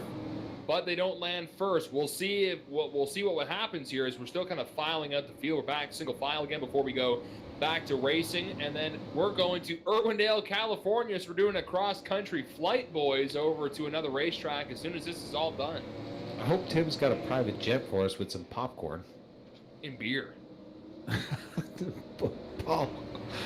But you know what? We've seen something similar, Dylan. I don't know if you Wilkesboro, but you know, we had a driver, I think Fitzpatrick or one of the guys, they showed the move a little bit too early, and it came back to bite them. But we'll see what happens in our row 2 and 3 here. Could be you never know what's going to happen. It could be a row 4 win here, as this is going to be a wild one as they count them out. Lights are out on that pace car. Mustang is going to exit here just in a moment. The 41 machine DC Auto team on the front row. Jason Goss going to get the hammer. He's going to let it go smoothly as they come around the corner here. Or green flag is out for Jason Goss, Jerry. And Goss didn't waste any time getting away, and he got up the racetrack. Looked like Condor was going to get underneath him. Couldn't make it stick, but they are tight together now as that 05 of Joey Lawrence, Jacob Lawrence, trying to close in on him there. But it's going to be a battle up in front. The front two start to pull away already. Goss and Codner, those two look like you could throw a blanket over them. It wouldn't fall to the ground. Coming around turn 3 and 4, this is the last lap. Does Connor have anything there for Jason Goss? Not enough. Jason Goss will win the second Twin 50 for the Newco Metals 100. Unbelievable. DC Auto's been near perfect here. A little love tap from the teammates here as Connor rubs up the door there, back and forth. But Buzz went tandem right throughout this whole race. Jason Goss, huge win for DC Auto, and a big shout out to their team owner, Doug Critch out of Fort McMurray. But we're going to hopefully have some of our winners, our podium finish. Big shout out to the 3 machine of Joey Arsenault, folks, coming up through the field and landed himself in that podium. Joey Arsenault is, Joey Arsenault was scored as the podium finish. My apologies to Jacob, but it will be the 3 machine of Joey Arsenault. I think it's time for to have a shot of whiskey here, boys. You mean the second one? Yeah, or third. Big shout out to Pat Squires and the family and everybody from Eastbound and the fans for tuning in to Race Time Radio, Vidane TV, as well as on Eastbound feeds here. But we're going to have a little chat with our good friend Tim Terry. Tim, you got a copy? Hey, what's going on? Do you think we'll have any of the podium finishers in here tonight? We have asked them to hop onto Discord to chat with you guys. We've got a quick little turnaround because we are 17 minutes away from going qualifying at IRWINDALE. So they've got a couple of minutes to hop on. I do see Nick Codner's here, so we'll pull him in. Of note, I know Paul went over to the disqualification list a little bit earlier. The 59 has been disqualified for sassing back to race officials. So that will that'll be a conversation later on for us, Mr. Mike on the Rock. But let's talk to Nick Codner. Hey, Nick, you got a copy? Yeah, I got you loud and clear there, Mike. Hey, buddy. Good, great run in the first race. You had a lot of damage in that first race, and you managed to squeeze it by there. But race number 2, you had quite a clean car, but you had a partner in crime in front. You took the second place here tonight. How's it feel to have your teammate on the big podium here? Yeah, no, I'm pretty upset right now, to be honest. Even though we won the first one and got second, just getting destroyed early in both races is really killing us. But it's pretty frustrating for both these races. But obviously, second and the first is what it is. But we had lots of fun racing with Jason there. I wish I would have had something for him, but I just couldn't get it there. Yeah, as the sports grows, a lot of the guys new to iRacing, you guys have veterans throughout even your license, a lot of TCM special events. You've been stellar right across the board on the super speedways, the dirt, the super lates, as well as the legends. Big congratulations to you. Taking it home for a win and as well as your second place. Anybody you want to thank from your car? First off, my parents, God love them. They're so great to me, and I can't do anything but return them for everything they've done for me. So big shout out to my parents, DC Auto on the hood, M&R Performance, Michael's racing tonight, and Jason. So it's great to have the teammates in here, and obviously Winkle Flags, and huge shout out to my buddy watching tonight. So this is it's getting good, but it's only getting better from here, hopefully. Yeah, for sure. A few new drivers coming in, hopefully over the Christmas season. Santa Claus, hopefully we'll have a few iRacing packages, but maybe you can take some of these guys under your wing and show them a few tricks up their sleeves. But great to see everybody into the practice sessions, and looking forward to it. Will we see you tonight in IRWINDALE?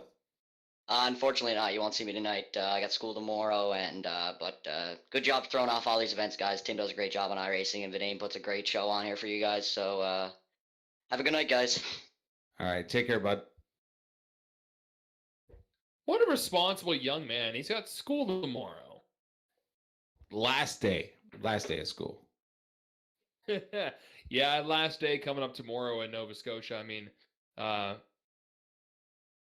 my girlfriend's a teacher, and she's looking forward to maybe having a little snow day tomorrow, perhaps. She's kind of hoping it really fans out. Hey guys, you've got the second place finisher from the first feature in here, Ryan Walsh. All right, well, let's talk with Ryan Walsh. Ryan, you got a copy there? Yeah, I got you. Some fun racing tonight. A little crazy at times. How was the racing here at Nashville Fairgrounds in the super late model? Yeah, that was actually a good bit of fun. When we got some green flag runs in, it was actually really good racing up front there. This track is a lot like the Eastbound track actually here in Newfoundland, I find. Yeah, Mike was saying that. So what similarities were you finding with the home track? The banking in the turns, I guess the speed. There's a nasty bump in the middle of turn 1 and 2 here, and we got a pretty good one between 3 and 4 in our track. So you're doing some racing tonight. You did some racing last night on TCM. Are you going to be racing here in a few minutes at IRWINDALE, which is a completely different track here from Nashville? Yeah, that's the plan. I'm trying to jump in here now, actually, as we speak. So how do you adjust from a high bank track like Nashville to a flat bank track like IRWINDALE? You just send it. You just send it. Hey, that's all good. Well, we're looking forward to seeing you here in a few minutes here, Ryan. Thanks, guys. It's Ryan Walsh driving the 19 car, and they're getting a little triple feature tonight with the TCM Weekly Racing Series. Last night, just saw them have some good runs here in the Eastbound Series, and they're coming up here in a few short minutes here with the IRWINDALE special, the Ho Ho Ho 100. I believe our race winner, Jason Goss, is in. Jerry, you want to have a few words for our winner? Hey, Jason, you up? Yep, 10-4. Good stuff. Congratulations on the win. That's number one. And that looked like a very dominant run. Yeah, I felt the car was good tonight. Like I was fast tonight. I felt I was faster tonight than I was the last couple of weeks. Is that you or the car? No, probably me, I guess. To fix setups.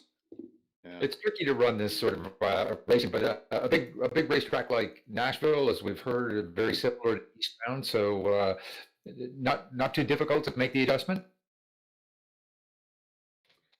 Not really. I wouldn't really compare it to Eastbound, but No. it's I don't know. With these cars, it's a bit different for sure. Yeah. These are a little. If you step on it too hard, you get yourself in trouble. Yeah, for sure. So are you headed off to IRWINDALE for another one tonight? I don't think so. That's gonna be enough for me tonight. Yeah, that long 50 lapper will take it out of you. Especially when you got sure. somebody like Codner on your butt all the time. I hear ya. He had my number the last couple of weeks for sure. Well, congratulations once again on the win tonight. Yeah, thank you, sir.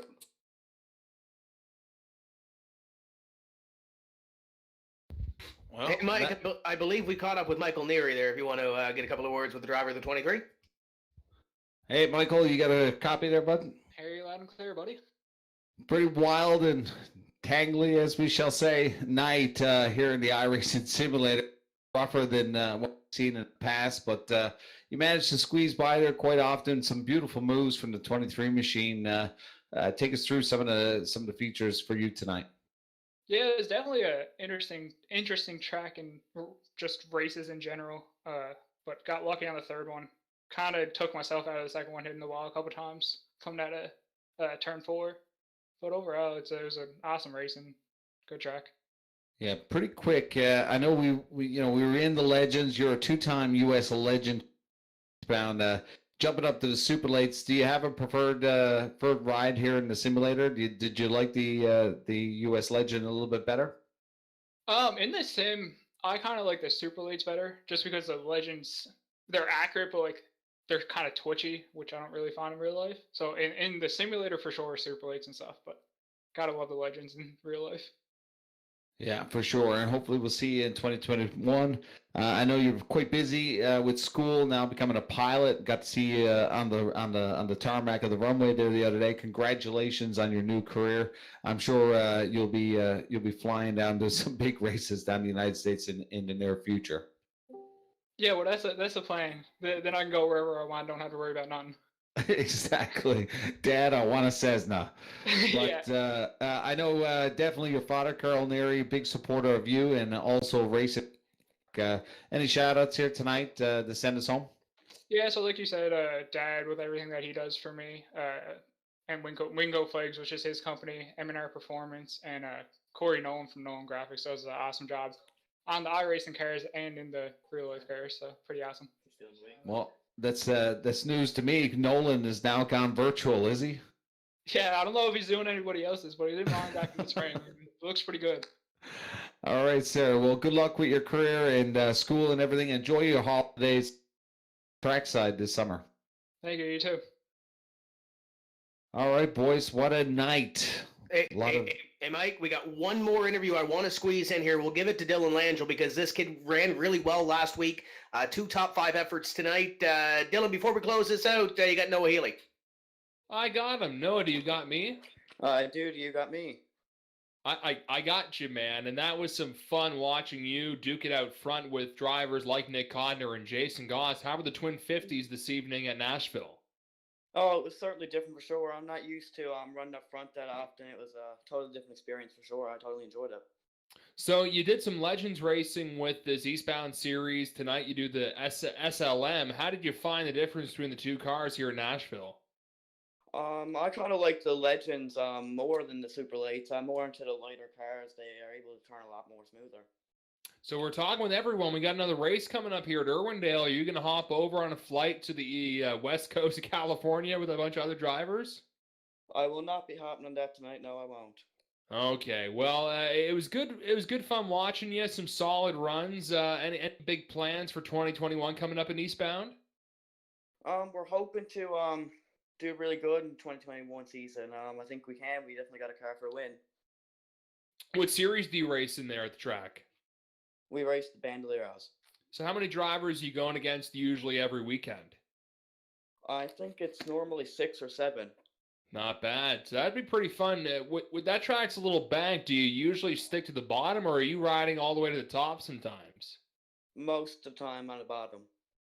Wicked stuff. Any family or friends you want to say hey to? It's almost Christmas time, you know. Yeah, I'd like to say a big thank you to my mom and dad. I wouldn't be here without them today. A big special thank you to Teamsters Local 855, the Collective Tattoo Company, Complete Car and Truck Accessories, and JDM Repair. Wicked stuff, Noah. Well, great seeing you tonight, and we'll see you in 2021. Thank you. Great talking to you guys. All right, that's Noah Healy there, and that number 84. Solid runs from him, Mikey. Yeah, he's sponsored by Jimmy Hoffa and the Teamsters. Great job, Noah Healy. Unbelievable run. You got to see some clean air to the front. Work out for you there in race number 1, but looking forward to seeing what you have for us because I know you're putting the time in and all the drivers. It was a bit rough by us tonight, but it's something to work on. These drivers some of them are fairly new to the server, and it's a lot harder than what you think. I've sat in one of these simulators, and it's pretty wild how accurate these cars are and how finicky they can be, especially with the fixed setup. So not a lot of things you can change with the car. You can change the air pressures and whatnot, but it could be a wild night, and that's what we've seen tonight. A little bit slippery there coming out of turn 3 and 4, but overall, it was a great night. Bit of fun here at the virtual world for the Eastbound eSports. We're looking forward to getting back to the trackside in 2021. But before we get there, throughout the 2021 first quarter, we shall be doing some more of this, and hopefully we'll have everybody backside, and we'll get through it. Dylan, any final thoughts? Jerry? Totally enjoyed the iRacing today. These guys are. As you said, it's a lot more difficult than it looks. As people think they can climb on a computer and go, no, not when you're against racers. They practice, as you said. They're on the machine all week, making sure they've got that car figured out and how to make it race. So very entertaining and a lot of skill involved, and you have to respect that. So a lot of fun. I'm really looking forward to doing more of it. Yeah, it was pretty cool to see these Newfoundland drivers duke it out here, and we'll see a few coming up here in a few short minutes here at Irwindale. Well, that will be it for now as we head over to California. I'm Mike James on the Rock for Eastbound International Speedway. Big shout out to our friends, Tim Terry, Paul Strickland for helping us out here tonight, and the family, Squires family, Pat Squires, and everybody at home, as well as our sponsors, Bob Anstey and Newco Metals and A1 Automotive. We'll see you soon. Terry, let's get over to the private jet, get some popcorn, and head to California. Hey, but before we get there, though, I think Paul's got a couple of highlights before we go racing to revisit the 2020 season that we had. And I think we're going to lead off with our friend here, the Hall of Famer, Dylan Langell. Dazzling Dylan, Demo Dylan, did some racing in Miramichi this year. Let's go revisit that. You're going to be not disappointed, I'm telling you. All right, so we're getting ready for the Dash for Cash. This is the kickoff to the demo portion for the Very Best Fall Shootout. And for those folks watching on Tim's Corner TV, the vehicle that you see right now is Demolition Dylan Langell, part of the Tim's Corner TV family, all the way from Bridgewater, Nova Scotia. And if you would look closely on the hood of Dylan's vehicle, there's sponsors taped to the hood. So we appreciate his support. All right, so we're going racing for the Dash for Cash. We'll let you know who the winner is when it's all over in 8 laps.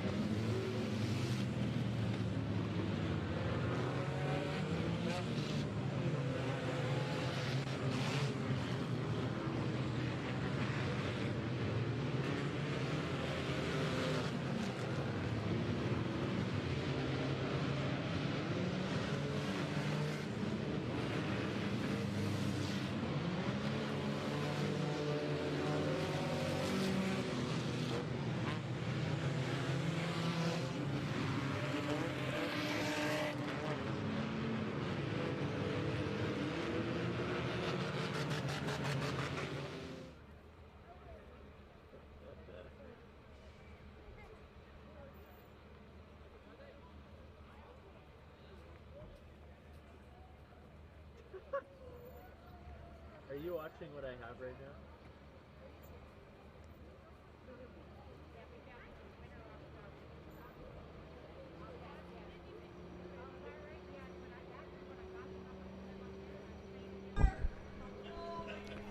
Dylan Langell, that had to be the worst mount or dismount that I've ever seen.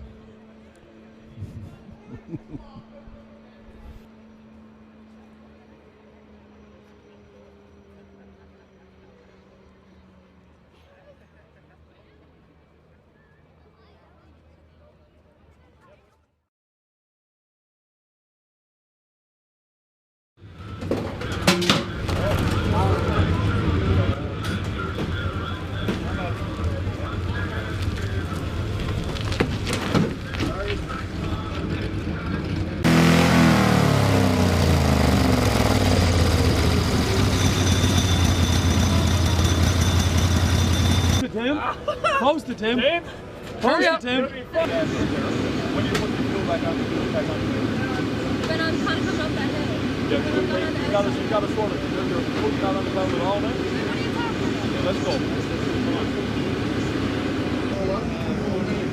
Depending on what way your pump steer is. And then pump steer is 0.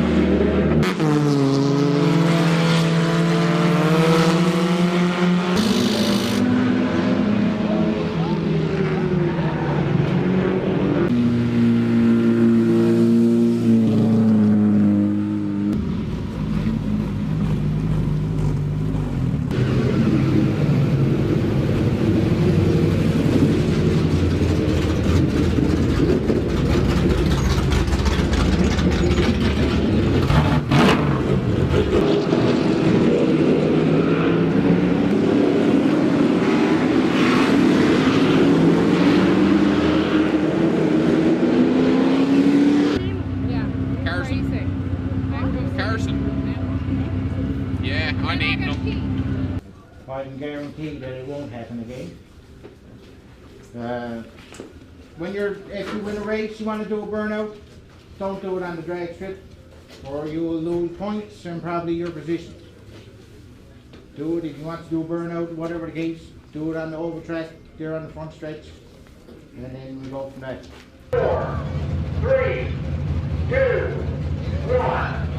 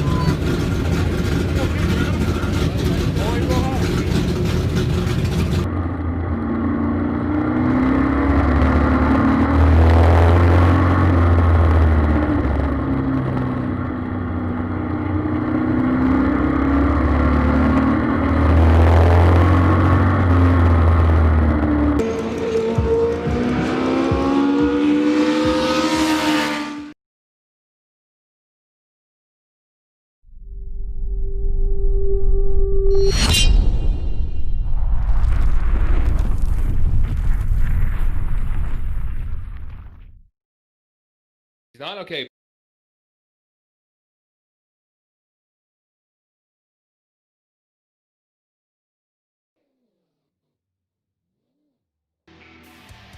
Just like that, we have flown from Music City, USA, all the way to California. Welcome back to Tim's Corner Motorsports of Vidane TV here on Facebook, YouTube, and Twitch.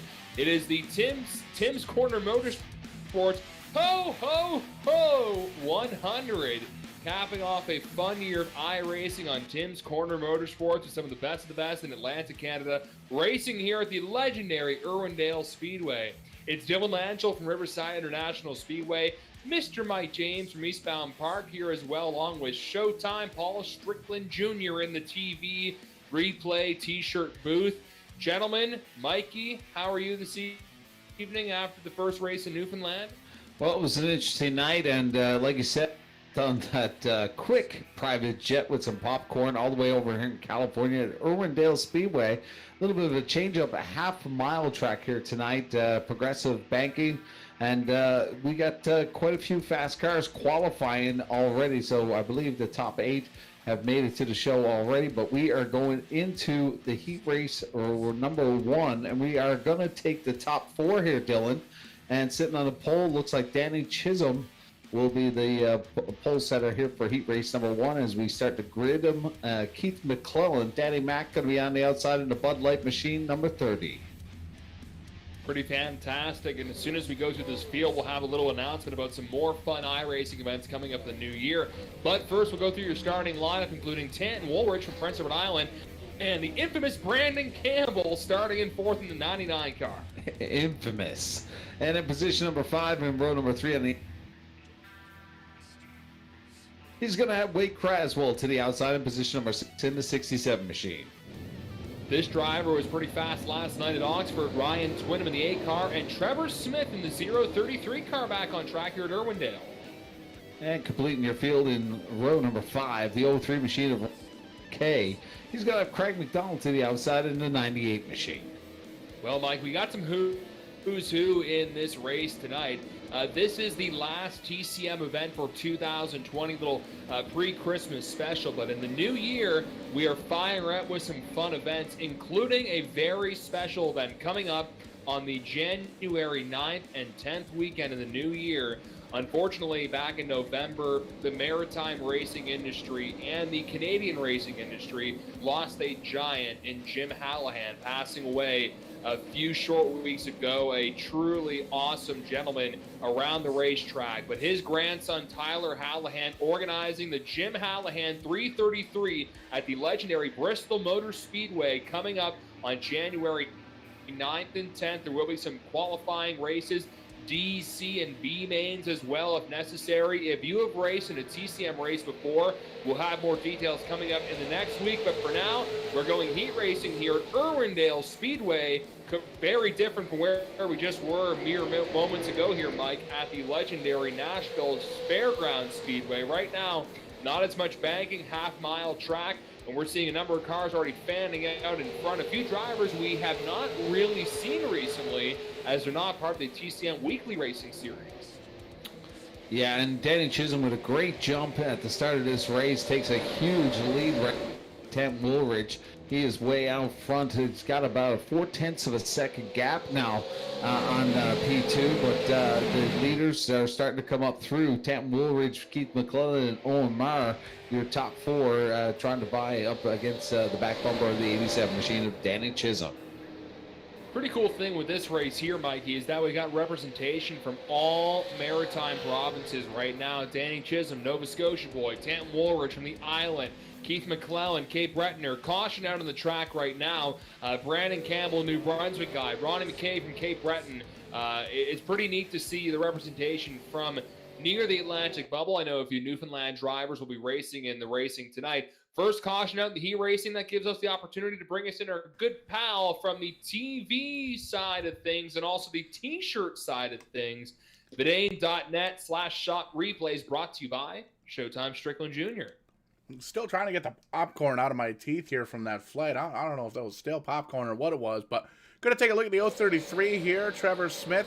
Looks like a little bit of a contact between him and the 8 car, and you can see some smoke up in front of him, and everybody seems to check up. There you see the 67 on his lid. The 033 is going to hit the wall here. We're going to back up and see what happened to Wade Craswell. Basically looks like everybody kind of checking up just a little bit, trying to avoid the wreck. But you see the ugly sweater car there, the 441 there of Owen Mahar gets sideways. Buddy the Elf getting by, screaming. Big contact. Oh, nasty, gnarly hit for the 67 car there of Wade Craswell. And that looks like he's going to be done for this heat race. But that's going to leave the lead up to Danny Chisholm. A couple of cool paint schemes up in through this field. We got Owen Mahar there, the 441, the Tim's Corner Motorsports ugly sweater car. Really digging that paint scheme. There was a couple of other coolers. You see Yosemite Sam there on the front of the 033, the Oval Outlaw Racing machine, and there was a Buddy the Elf car. Where the heck did he go? There was you see him on the screen. Just missed him. Figure this stuff out. There we go. Brandon Campbell. Buddy the Elf, a nice little Christmas-themed race car there. So hopefully we'll see these guys on the Facebook, the Verdane TV Facebook page. We're going to be doing a little bit of a contest deal there for the coolest paint scheme of 2020 here that you've seen on Verdane Racing. So a lot of cool paint schemes in the Eastbound race. A lot of cool paint schemes here in the Tim's Corner Motorsports special event. Pace cars off, doubled up. Let's go, Dylan. Double, my friend. I'm going to get from Timmy Hortons, but right now we're going to go iRacing again. Heat race number 1 for the TCM. Ho, ho, ho, 100. Ho, ho, ho. We almost wrecked coming on the front straightaway. Keith McClellan able to get tapped again. Oh, my goodness. Keith McDaddy having his hands full right now with some of the best in Legends Racing and Bandolero Racing. There's Craig McDonald in the 98 car right on the tail of Keith McClellan. Holy moly, what a restart there in front. It's still Danny Chisholm. We talked to the main macho man himself, Tim Terry. He says 4 from the heats are moving on to the show tonight, the big show. We are going to have some hooligan races to have a little Christmas fun. And oh my goodness, we almost went 3 wide, almost 4 wide. 5 cars all scrambling for the same real estate, Mikey. Yeah, I don't think the 33 machine appreciated the 90 cutting in front of him, but the 33 scrubbing off the back bumper. But what a save from the 30 machine of Keith McClellan on that restart. And now the 98's in shape, but what a save. But he's going to get into third, and that is going to draw the caution here. But on that restart, Danny Chisholm, had seemed like he had a bit of a strategy as he brought the field all the way up to the high side, trying to get a clear shot at the apex coming into turn 1. But that's going to bring in our good friend Paul Strickland Jr. to take us back to a little bit of a replay ski. A little bit of a replay ski. Here we go. The 033, the Yosemite Sam machine getting in the back of the Robbie's machine, the number 98. 98 doesn't back up, doesn't, no fuss, no muss there from the Craig McDonald machine. Spins him around, and he spins himself around as well. Big time damage on both the 98 machine as well as the 33 machine, but both able to grab a gear, drive away from the wreck, and we'll see what they can do here. We're going to be a green, white, checker finish here in this heat race. Holy moly, Mikey. This has been already crazy. This is heat race number 1. Thank you all for still tuning in if you were watching the Eastbound Park race here on Verdane TV. Spending your Wednesday night, if you're in Nova Scotia, there's nothing else to do except for snow blow, because we're getting kind of a big old snowstorm right now.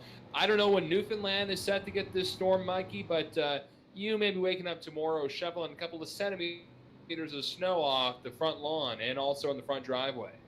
Well, I hope not, because the last 2 days it's been 120 kilometer-hour winds over here. It's been blowing a gale, so not looking forward to some of the nasty weather that's going to come into the first quarter of 2021. And seems like a little bit of snow early in the year for us. Should be a good time to be out on the snowmobiles anytime soon. But in the meantime, we are here live at IRWINDALE Speedway in California, and it's the Ho Ho Ho 100. And it's all Danny Chisholm with a little shootout here. We're going to see a green-white checkered.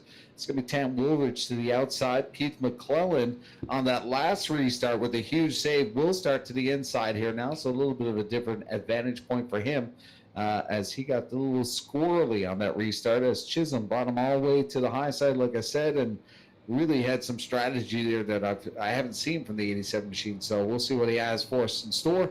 on this next restart, but that's going to take us down to a green-white checker, Dylan. And been a fun night here so far, a little double header as we head into the holidays. And like Paul said, some beautiful paint schemes here, enjoying the holidays. Happy holidays to all you fans out there joining us here tonight for the TCM special. Looking forward to taking a little break, but getting back to some iRacing in the near future as well. Like you said, big events coming in January 2021.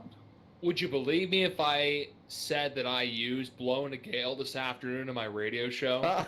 No, you didn't. I did, because we had some strong winds, and I said, my friends in Newfoundland say it's blowing a gale, and that's what's happening right now. Who's the weather guy from Cape Breton? Frankie McDonald. Frankie McDonald. I'd say he's got a weather report right now, but big shout out to him. Awesome weatherman from Cape Breton who keeps us all informed in Atlantic Canada and even Newfoundland. He loves to throw down the storm chips. So pace car is off, Dylan. We are going to go back to racing the 87 machine. If Danny Chisholm will get the restart again, looks like he's going to do the same strategy. Gets him up to the high line and looks like he's going to dive to the bottom once again. Clean start from the front. But Tant Woolridge sticking to the back bumper and putting a big challenge on the 87 machine of Danny Chisholm as Woolridge almost checks up there, but Chisholm looking for some grip to the high side here. But we are cars wrecking behind. We are staying green. They are going to let it go as we come to white silk as Danny Chisholm as he gets a little squirrely, and it's going to be a wild one as we get to the checkers. Yeah, they may have just completely finished up that race there, and they did. So with the wreck, that is going to end heat race number 1. Probably a time limit thing again. We saw with some heat racing earlier. So Danny Chisholm, Tant Woolridge, by God, Brandon Campbell and Keith McClellan have punched their ticket to the 100-lap main event tonight. That means the rest of the field will have to try and fend out in some hooligan races coming up. Irwindale Speedway, if you're not familiar, progressive banking, half-mile track. NASCAR races there a few times a year. Great little racetrack. And now we've got some great racers on the track, including one we just saw at the Snowball Derby only a handful of weekends ago. Mikey, take us through the first lineup there on the front row. And looking at the 83 machine of Corey Hall, very sharp competitor on the front row. He's going to have Riley Duncan in the 97 to the outside. Top 5 run for this guy in the Snowball Derby in Pensacola, Florida a couple weekends ago. Cole Butcher, Maritime Parts Trucks Pro Stock Tour champion, starting 3rd. And from the Rock, the first Newfoundland driver appearing tonight, Bob Hutchings in the 77. And on the inside of row number 3, the 92 machine of Caleb Urquhart. He's going to have 29 machine of Daniel Vitch to the outside in P6. Number 12 car is Quentin Carpenter, and in the 515 is Carter Greer. And completing the field in row number 5, the 30 Inception-based South Newfoundland Labrador, Ryan Walsh, who had a great run earlier on. His partner is supposed to be Ashton Tucker. The two machines still on pit road, so hopefully he can make it in time. Could be having some internet issues, but Ashton Tucker has been having a wonderful time at Oxford Speedway in the TCM League, who is possibly in the top, I believe he's in the top 3 right now. Yeah, he had some solid runs, another podium finish yesterday, so we're going heavy on the Newfoundland here, going heavy on the Parts Trucks Pro Stock Tour drivers as well. Green flag is out, and Corey Hall gets a dynamite start, but watch out, Cole Butcher on the inside right now, the 77 car, as they try and charge up to the front to catch up to Corey Hall. Yeah, monster jump there from Corey Hall as Cole Butcher now is going to battle with Riley Duncan. Butcher with a little bit of an advantage. Tuck into P3 here, single file as they come around the corner. But Corey Hall, lots of clean air with tons of real estate action as the leaders come through Hall with about a 0.5 of a second gap now from P2, but he's got some clear sailing as we complete lap number 3. 9 to go here, Dylan. Corey Hall looking sharp at the early parts of the evening here in Irwindale. And things are pretty calm right now with Corey Hall, Riley Duncan, Cole Butcher, Bob Hutchings in the 77, a driver I'm not too familiar with, along with Quentin Carpenter. Caleb Urquhart, got to meet him in the summer. Great kid from New Brunswick, racing street stocks. Right now he is in 5th. On the outside looking in, he needs to try and catch up to Bob in the 77 car. Coming up to lot number 5, we can see Cole Butcher applying some pressure now on Riley Duncan. Very impressed with Cole's run racing for Rowdy Racing down in Florida. One of 2 Canadians racing the Snowball Derby along with Caden Lapsevich. Solid run. Pretty cool to see that driver, that 53, running alongside with the NASCAR Cup champion Chase Elliott and Rowdy Kyle Busch. I mean, that is so cool to see a guy from Nova Scotia do that running up front with some of the best of best in short track racing. Yeah, he did a wonderful job at the Snowball. Looking forward to see what he has in our future as we get into 2021. I'm sure he has a full schedule of plans for 2021 as we look on to 53. Taking a peek at Riley Duncan in the 97. They gotta kind of keep it a little bit simple here. It is heat races. They want to make it to the big show. They don't want to have contact here and not make it to the big show and fight in the LCQs. But Bob Hutchins is in the final transfer spot. He's the legend from Central Newfoundland in the 77 machine. He's got about a full second and a half over P5, Daniel Vitch in the 29. Looks like it's going to be pretty calm here unless we see that yellow flag come out as we count them down as they cross the start-finish line. 4 to go, Dylan. It's all Corey Hall out front. And the biggest battle right now, Riley Duncan and Cole Butcher.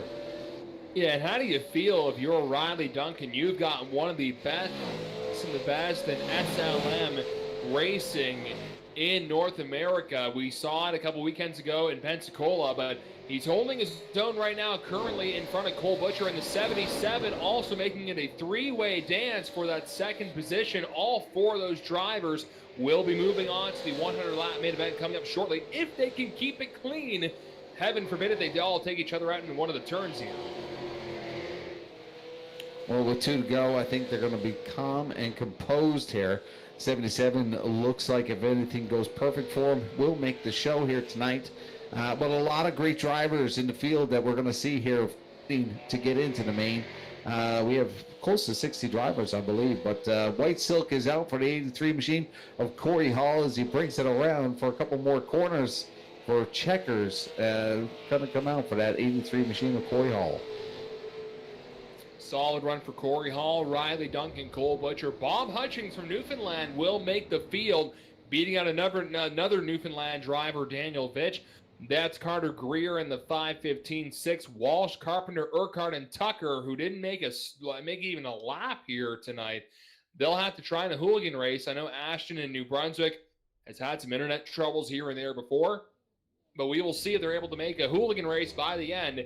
Now we're on to heat race number 3. We may have 4 or 5 heat races tonight, depending on how many drivers decide to have some fun on a snow day here in Nova Scotia late night. And there is Magic Mike Alexander starting P1 here in heat race number 3, and Caden Tufts will be starting on his outside in P2. On the inside of row number 2, the 28 machine of Mitchell Montgomery. He's going to have the 45 machine in P4, Scott Droust. Looking now at row number 4, my buddy Craig Kenny, and also in the number 23, Joey Stiers in the 23. And P7, the 19 machine of Jonathan Pollard. He's going to have the 9 of Campbell Delaney in P8. And at the back of the field, Jason Halverson and Cadence Frizzle in the 196 car.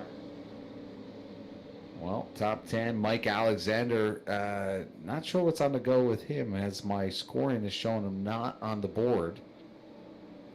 He's there now. He's on the track at least.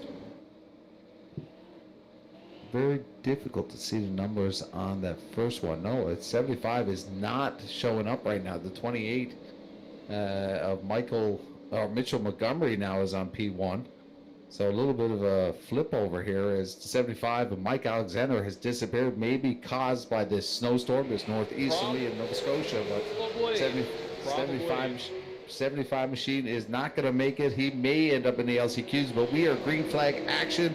It's Caden Tufts to the outside. He will be your new leader as he gets by the 28 machine of Mitchell Montgomery. But lots of side-by-side action back there as a couple of drivers happen to check up. I believe that is Campbell Delaney getting a little loose back there and saves it. We are still green, but we got 2 cars. Two cars facing the wrong. Yeah, two cars facing the wrong way right now. Caden Frizzell and Jason Halverson. I know Campbell Delaney checked that, so they're back straight again. So 12-lap heat race number 3, and currently it is Caden Tufts and Mitchell Montgomery. Yeah, Mike maybe having some internet troubles. I know I have been tonight with the bad weather. It depends on your internet provider and how the winds are. I know I'm right next to a major road here in Halifax, so the winds can really, a gale here. The gales are howling. Is that how the saying goes there? She's blowing a gale. Blowing a gale, that's it. Caden Tufts, your leader, as we get to the 1/3 mark. 8 to go here as they come across. Actually 7 to go, my apologies, as Caden Tufts leads him around. Mitchell Montgomery in chase, Craig Kenny in third, Jonathan Pollard in the final transfer spot. Scott Droust looking to try to get into the 4th position, as that is the precious transfer into the main. The gap on between the two is quite a bit, actually, about 0.3 of a second. So Scott Droust got a bit of work to do, but as we get to the cross flags here on lap number 6, Droust needs to pick it up and get to the spotters and get the hammer down. It really does, and one thing with the hooligan races we're going to have coming up here shortly, they can get really darn intense when drivers, they want to have some fun on a Thursday night, trying to make the main event here. No money on the line like the TCM Weekly Racing Series, but hey, you know what? It's a little bit of bragging rights, and you feel good going to bed after having a solid run in some iRacing. Well, those guys that qualified that don't have to battle to get into the main here.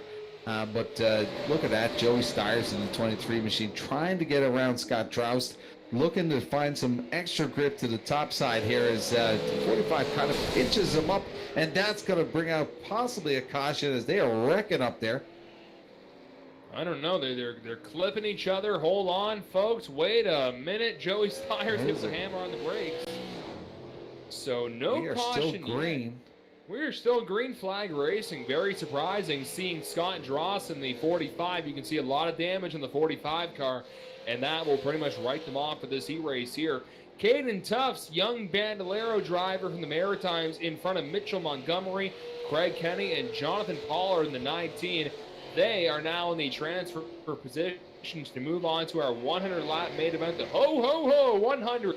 You don't want to be on the naughty list tonight, though. You want to be the nice list to make big show tonight. Well, looks calm seas right now as the 4th position, Jonathan Pollard, has about a 1.5 second gap over Jason Halverson in the 91 machine. Here, Silk Hair, final lap.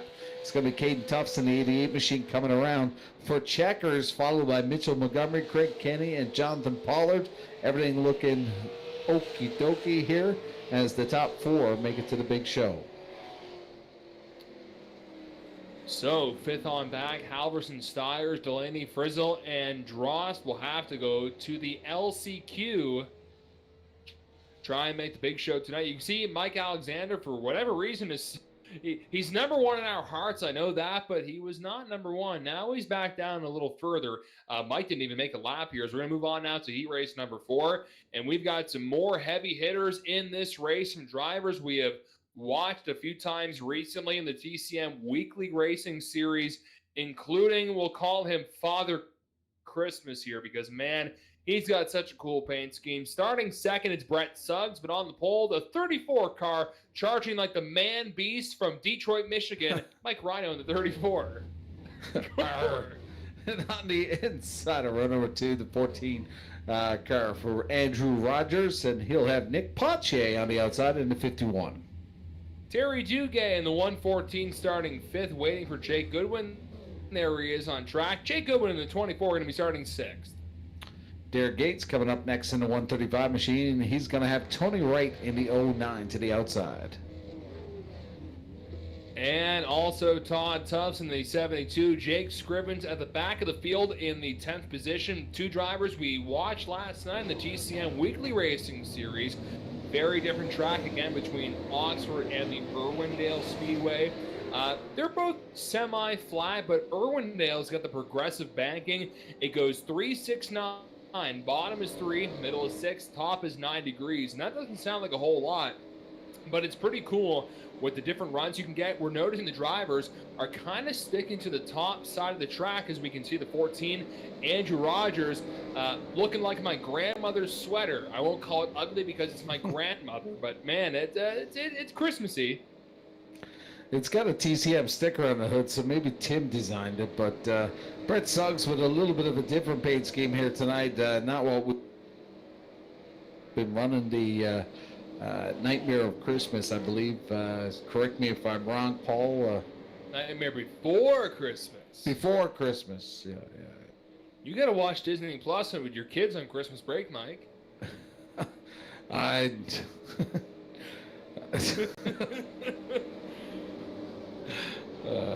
We'll keep it at that. But Mike Rhino in the 34 machine gets a great jump here. Suggs follows suit. Looks like he's going to drop the bomb. Suggs hard charge into the lead right at the beginning here in lap number 1, but Rhino fends him off, and Suggs tucks back in. Now goes to the high side, trying to look for some extra grip here.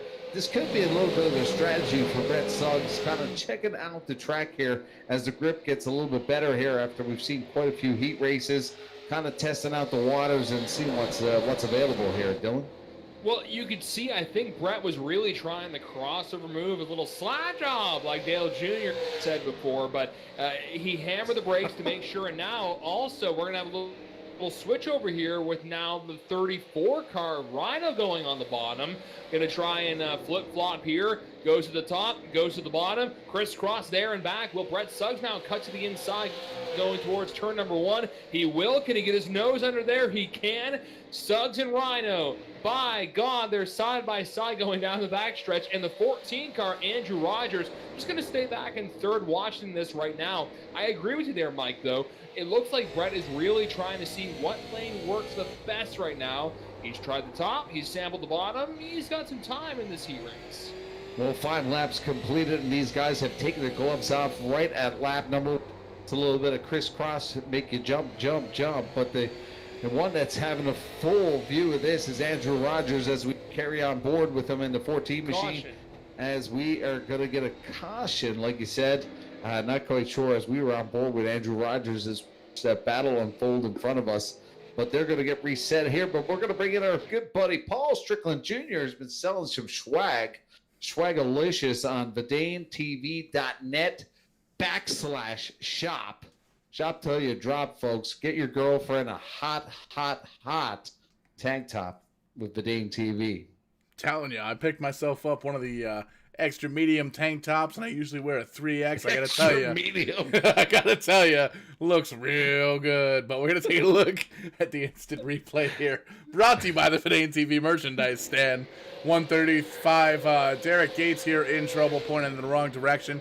You can see he's behind this side-by-side battle here in front of him. The 114 and the Napa machine there. And the 114 hits the wall. He comes down in front of the 24. I believe that's Jake Goodwin. And just an innocent bystander at that point. Another damn flip.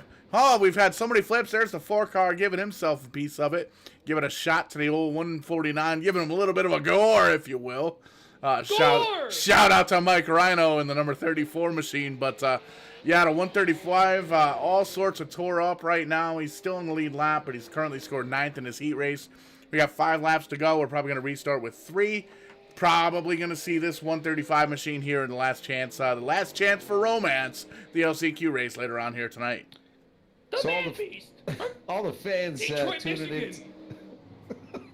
I got a question for Paul. I got an answer for you, brother. I got an answer for you. But all the fans tuning in, you know, you got quite a few selection, or quite a bit of a selection in the Vidane TV store. That face mask, now the straps, are they stretchy? Could you actually use them as like a Borat suit? Oh no! I mean, anything's a Borat suit if you try hard enough. Can we get a model? Got you. I'll send you a Snapchat later on in the week. No. Please. My wife will. Green flag. It'll end up on the Walmart Facebook group. Anyways, we're back to action. Brett Suggs looks to the bottom, drops down, and looks like he may be able to clear, but Mike Rhino comes hard charging like the Rhino he is. But that opens the door for Andrew Rogers. That there seems to be a little bit more speed to the top side here as Suggs now drops back to P3 and Andrew Rogers taking full advantage as Suggs went to the bottom, and it just did not work out, Dylan. Right now, Nick Pache is in that final transfer spot as we are scrambling around, and car off the pace in the bottom right now. I don't know which car that was. Suggs. Suggs is now in 5th place. Oh my goodness, Suggs is going to have to do a little hooligan race. We are still green flag racing right now with Mike Rhino charging in front, Andrew Rogers, Pache, and Jake Goodwin. Rhino's going to charge like a rhino across the start-finish line and finishing first. Oh my God, crack out the whiskey. Here we go. It's the holidays. The Rhino takes the big win. But what an upset for the 33 machine of Brett Suggs. It could be interesting. We've seen Suggs in the P3. We get to interview him quite often, so this could be a story for later on if he does manage to get a podium finish in the main event. But just like that, folks, we are ready for some LCQ hooligan races, I believe. Are we?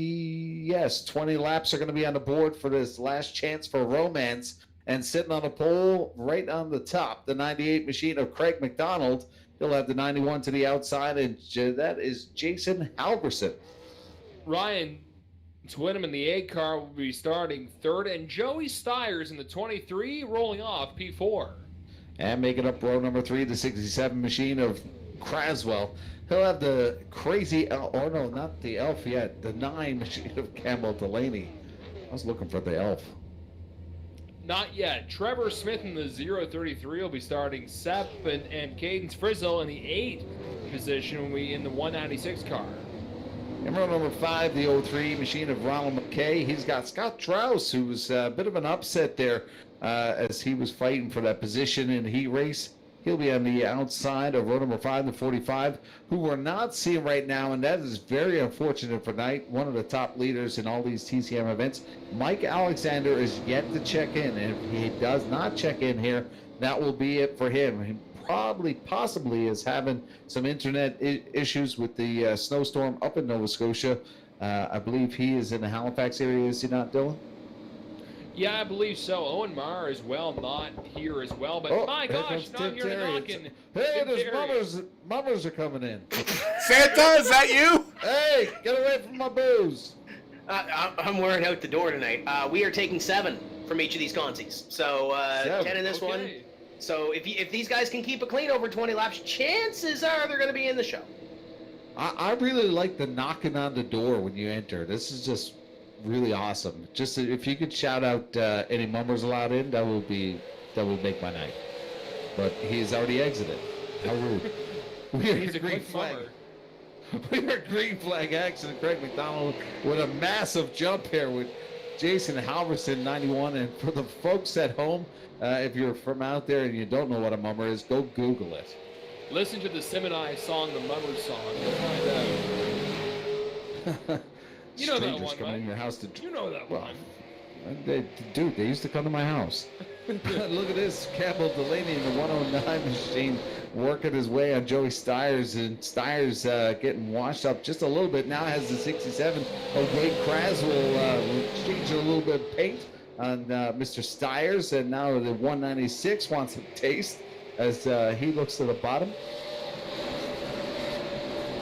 Someone just screamed in my ear. I don't think it was a mummer, though.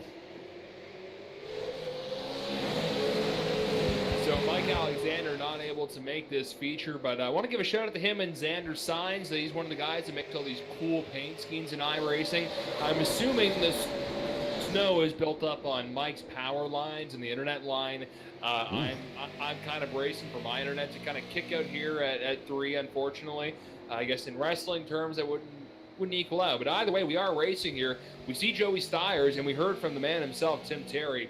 7 are moving on to the main event here from these LCQ hooligan races. So a little different from the TCM weekly racing series we've been seeing lately. It's probably going to change up the strategy for a lot of drivers. There's more real estate you can kind of settle into to get your position to move on to the main event tonight. And sitting in 7th right now as we're winding down some laps is the 33 car, Trevor Smith. That's the guy that's on the hot seat. And whoa, hang on to it.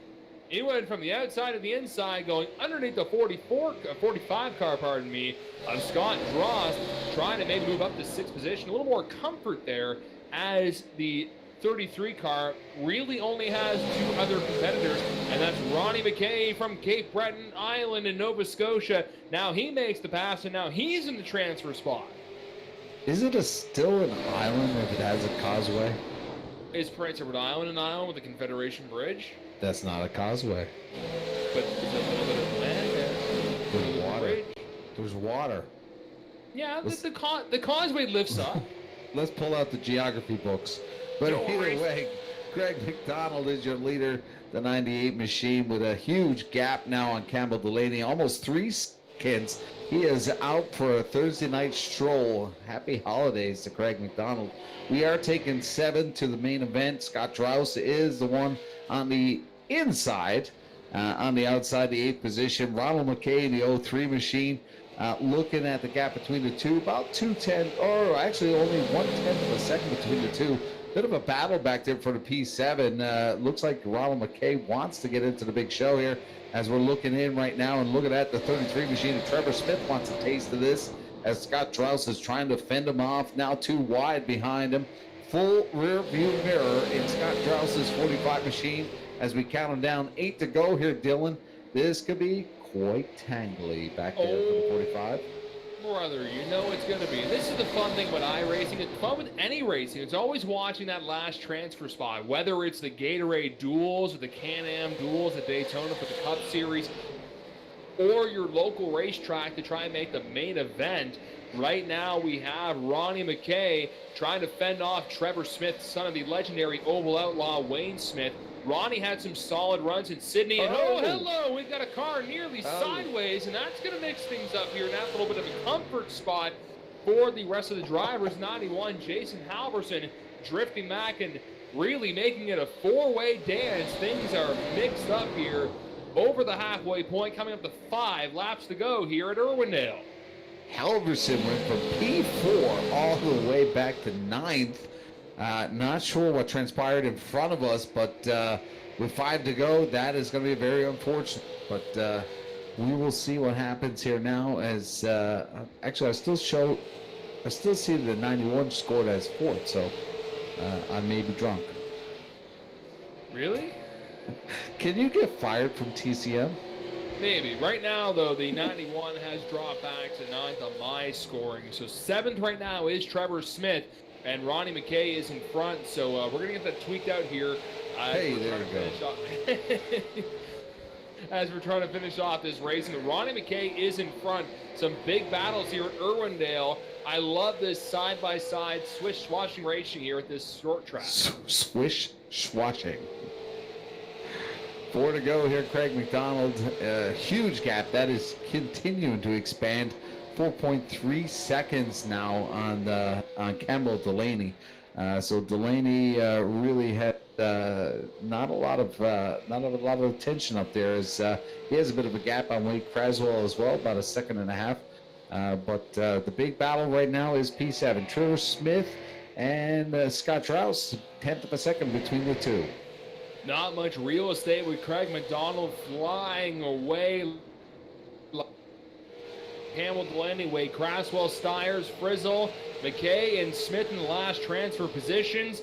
And we will see where they will end on this last lap. We know Craig McDonald's probably got the win in the books here. Campbell Delaney most likely finishing 2nd, crossing the start-finish line is the number 98 car of Craig McDonald. But watching that battle for 7th right now, and it will be Trevor Smith. Moving on to our big show tonight, 100 laps in the Ho-Ho-Ho 100. The Ho-Ho-Ho. Intro the Godfather. And no messing train. No messing around. We are going to go to our final LCQ. 20 laps going to be put back on the board, and looks like Daniel Vitch will be our pole setter here. He's going to have Tony Wright on the outside in the 09. Starting in row number 2, Carter Greer in the 515 and Todd Tufts in the 72 car. And look at that from Conception Bay South, the 38 machine of Ryan Walsh. He's going to have Derek Gates to the outside in the 135. Quentin Carpenter in the number 12 starting 7. Terry Duguay in the 114 and 8th. And completing the field, Caleb Urquhart in the 92. He's going to have Jake Scrivens in the 4. And look at that. Ashton Tucker and Brett Suggs are not going to make it in time. Hopefully they're able to reconnect here. But Brett Suggs, not one that we usually see in the LCQs. Not quite sure what's going on there, but they are not on the grid right now as they have not connected here to the final LCQ. Yeah, same right now. Daniel Vitch has bounced off as well. Daniel Vitch has also bounced off too. So maybe, is this snowstorm, this blockbuster nor'easter messing up everything on the east coast of North America? Well, Suggs is in North Carolina, so not sure what the issue is down there. Maybe there's a riot, but we're going to have Tony Wright starting on the pole now as the 09 there, but he's going to be to the outside. They're going to push the 38 machine of 38X. Now, it's 38X on the car, but I think that's Carter Greer, is it not? 515, 38X. I love when they have the wrong number on the car. Yeah, I love it. I love it at the real racetrack and love it here in iRacing, but a little bit of a jumble because of weather or internet or grandma tripped over the Ethernet cable. Who knows? Green flag. Tony Wright and Daniel Vitch. Sorry. Well, this is what I was laughing at. I knew coming the 09 kind of fell asleep as the leaders. Carter Greer made a beautiful jump there. Kind of surprised the 09 machine, and he kind of slid back through. But that's going to bring in our good friend Paul Strickland Jr. and the Borat suit. Yeah, you can't blame this wreck on Grandma, unfortunately. Taking a look at the 09 car, and we'll give it to you in real time here, brought to you by the Teespring store for Verdane TV. Selling t-shirts, hoodies, mugs, all sorts of cool stuff. Be able to check that out. No thongs yet, but we'll talk. The face mask could go for one. Sure.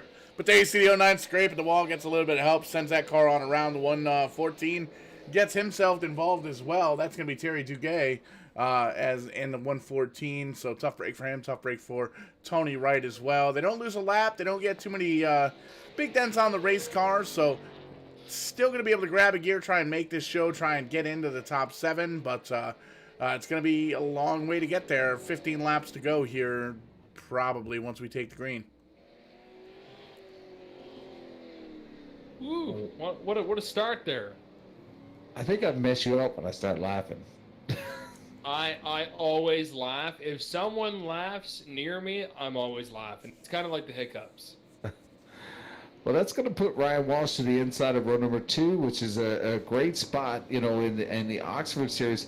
But what we've seen tonight at Nashville and Irwindale, it kind of seems like the outside line here in both those tracks is quite a nice spot to be. It's very hard to time the restarts. We've seen some big jumps on these restarts, so you got to be crafty. You got to know who's on the side of you. Some of these guys are new to some of these drivers, but someone like Mike Alexander, he has a bit of strategy. You can kind of study Dylan, but we got Carter Greer. I haven't seen a lot of this car, so it'll be interesting to see what Walsh has for us on the outside. Well, and that's the cool thing with these TCM races. You can kind of get different people from all over North America. We see a Brett Suggs from North Kakalaki. We've got drivers from The Rock. We've got a lot of drivers from Nova Scotia, New Brunswick, and Prince Edward Island. But you never know who's going to appear here in a TCM race. And coming into the new year, we've got the TCM Weekly Racing Series again on the 6th of January. But a big iRacing event coming up on the 9th and the 10th. The Jim Hallahan 333 at the Bristol Motor Speedway as you go through tonight's events. We'll have more on that coming up here. First, we got to finish this hooligan race with the 515 38X on your screen. Carter Greer, green flag is out now, and Ryan Walsh from The Rock getting right behind their car. Yeah, he kind of timed it kind of good there, but big battle right now for that P2 as Quentin Carpenter kind of snuck up there, but the leaders kind of sail off just a little bit and form a little gap, but looks like the 92 machine It's a little bit better in turn 1 and 2, but we'll see what happens here as they come around. 8 laps completed, 12 to go here as your leader, Carter Greer, brings them around 3 and 4. And everyone is favoring that high line, kind of keeping it top side is who? Hello. Crook in the 92 car of Caleb Urquhart. That's not where you want to have your nose pointed towards the inside wall. That usually means an expensive day at the Bobby shop after. They now fall in line in front of the 135 car, Derek Gates. Derek's now going to tuck on the inside with the progressive banking here at Irwindale Speedway. I've driven a van at a demo derby event at Speedway Miramichi. It's not fun when you're facing the wrong way. And I can especially attest that, I'm sure, to a driver who's driving a super late model going really darn fast. Urquhart trying to pick up some momentum here, but it looks like he's throttling a little bit too hard here. Kind of losing traction here in the corner, trying to maintain composure here as he figures it out here, and still in a great position in P4.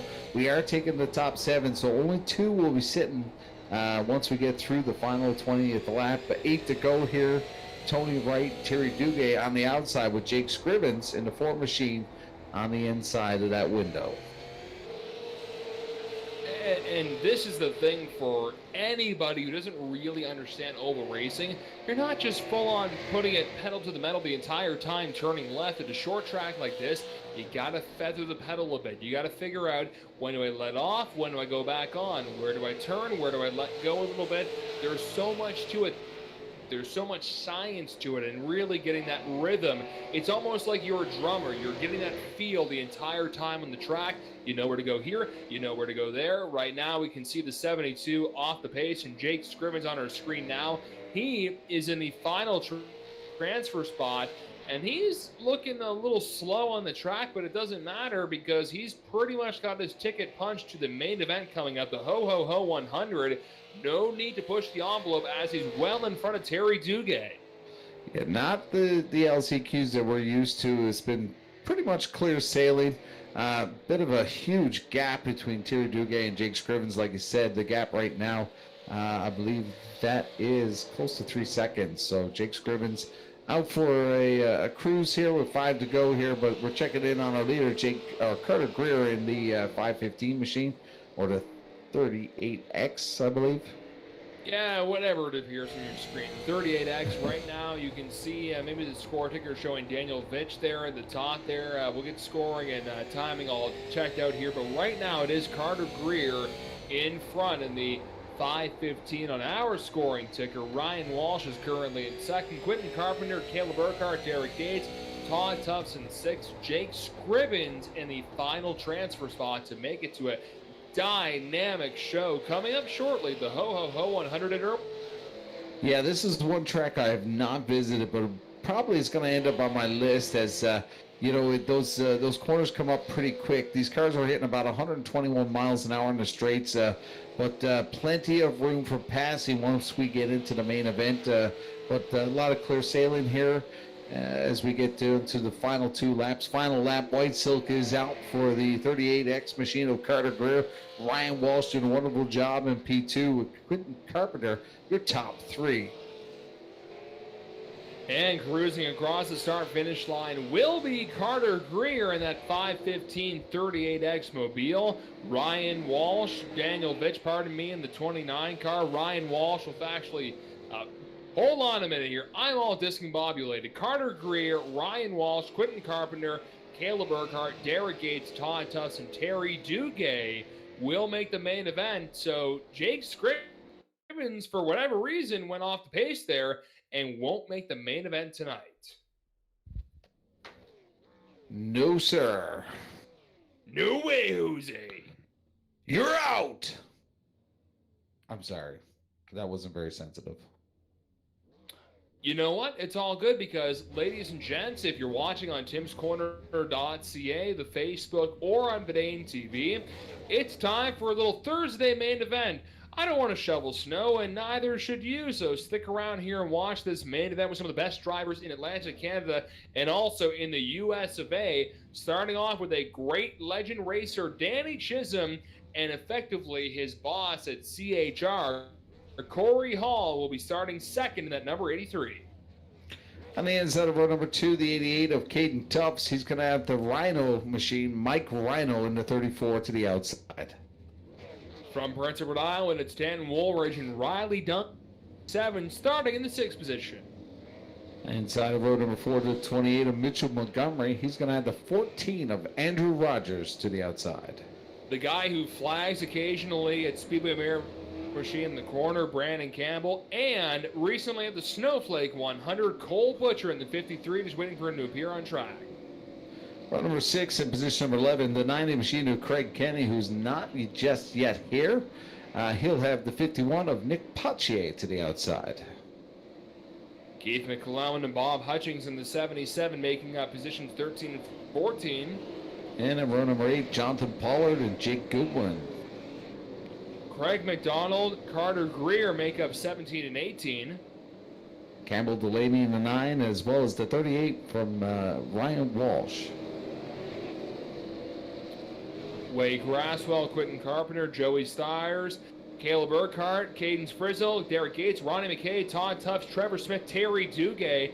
A couple of drivers, including Cole Butcher, Craig Kenny, and Andrew Rogers, have not made the call yet. I got to assume internet problems, but green flag is out for the ho-ho-ho 100 here early, a week before Santa shows up with gifts, and we are green flag racing with 2 CHR drivers in front, Danny Chisholm and Corey Hall. The question is, are you a good Santa or a bad Santa? But we're having I'm eating my dinner. The Corey Hall kind of taking a check-in on the young gun Chisholm and Hall kind of check it out now, building up about a 0.3 of a second battle here. Chisholm over the 88 of Caden Tufts. A couple of almost 3 wide back there as they kind of battle for mid-pack position here as the leaders single file and kind of check out. A lot of action mid-pack right now, Dylan. Well, and with this tonight, there's no points built up. It's all for glory. Getting another TCM win, having some fun on a Thursday night. 1 week before Christmas Eve, Old St. Nick will be showing up, dropping off some Christmas presents, maybe a couple iRacing accounts this Christmas, maybe a new steering wheel or pedals, or you never know what he can drop off. But these drivers having some Thursday fun tonight. Danny Chisholm, Corey Hall, Caden Tufts, who are top 3. And we can see some drivers trying the inside, trying the middle, and really trying the top. And that's what I really like with Irwindale. It's that progressive bank, and you can try a little bit of everything. It's kind of like a buffet here at the racetrack. Yeah, we've seen some of the drivers testing it out earlier on, but right now the 19 machine, Jonathan Pollard battling with Jake Goodwin, Craig McDonald back there. Craig McDonald now to the high side of the 19 machine. As they go side by side, Pollard's been down on the bottom for quite some time, as well as Keith Mack. Mack was testing out the bottom as well, but the 19 going to continue to try to make this inside work, but it seems the outside is the quicker way around here. It is the longest way, but the 98 machine looks like he may clear Jonathan Pollard here. The thing, too, whenever you hear someone say it's the longest way around, but with the way science and timing and speed and distance works, if you can be a bit faster, even though you're technically going a little bit further around, hey, if that gets you to the front, that's all that matters. And we can see a couple of drivers trying different lanes here, but you can see Craig McDonald right now on the outside lane trying to find any speed they can. Jonathan Pollard falls right behind. This kind of reminds me, Mike, of a small Darlington where all the drivers, and you can see Buddy the Elf there. My expressions when it doesn't go my way, mouth open, looking angry. That's Brandon Campbell in front of Keith McClellan right now. You can see how they're kind of hanging the top there. That's the fastest part. If your non-racing fan goes to a track right here, you would figure, oh, well, you would want to go as close to the grass as possible because it's the shortest way around. That's true, but you're not getting that much momentum on the bottom. The way gravity works with these cars and the physics. Oh, hello! We got a car spinning around here. Ryan Walsh. He's hanging on to it, though. He's tapping the brakes. Tap, tap, tap. He doesn't want to tap, tap, tap the wall, though, as he's going Mowing the lawn, though, we're still green flag racing. Either way, as my rambling is going on here, you just got to find that line where you know you're the fastest and cranking up the fastest lap times. Yeah, Ryan Walsh kind of still green flag here, Dylan. 13 laps, and Walsh kind of beautiful save there and kind of corrected himself out in the infield, but managed to get back in. Well, we're having a look here now as Ryan Walsh tries to get back in motion. Here he is in position number 25.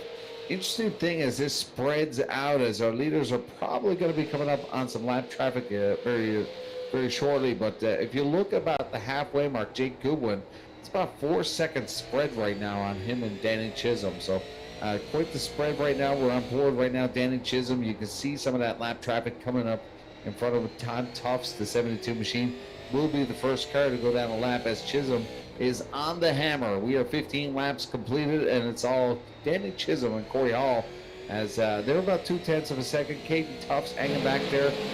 Mike Rhino 0.8 of a second back there. So Caden Tufts keeping within reach of these two Robbie's machines. You can see Danny Chisholm is sort of exploring a little further down the track there, especially in turn 1 and 2, kind of in the line there between the middle and the top group. Whatever works again. You can see Corey Hall, the Robbie's towing number 83, had some solid runs in his own number 83 in the Pro Stock Tour races, along with the open races for some Pro Stocks in New Brunswick.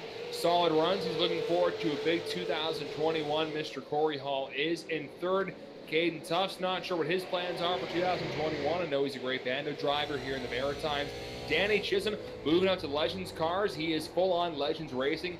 You know it'll be a matter of time before we see him behind a Sportsman or a Pro Stock very soon, as we have our first caution here at the 100-lapper ho-ho-ho event here at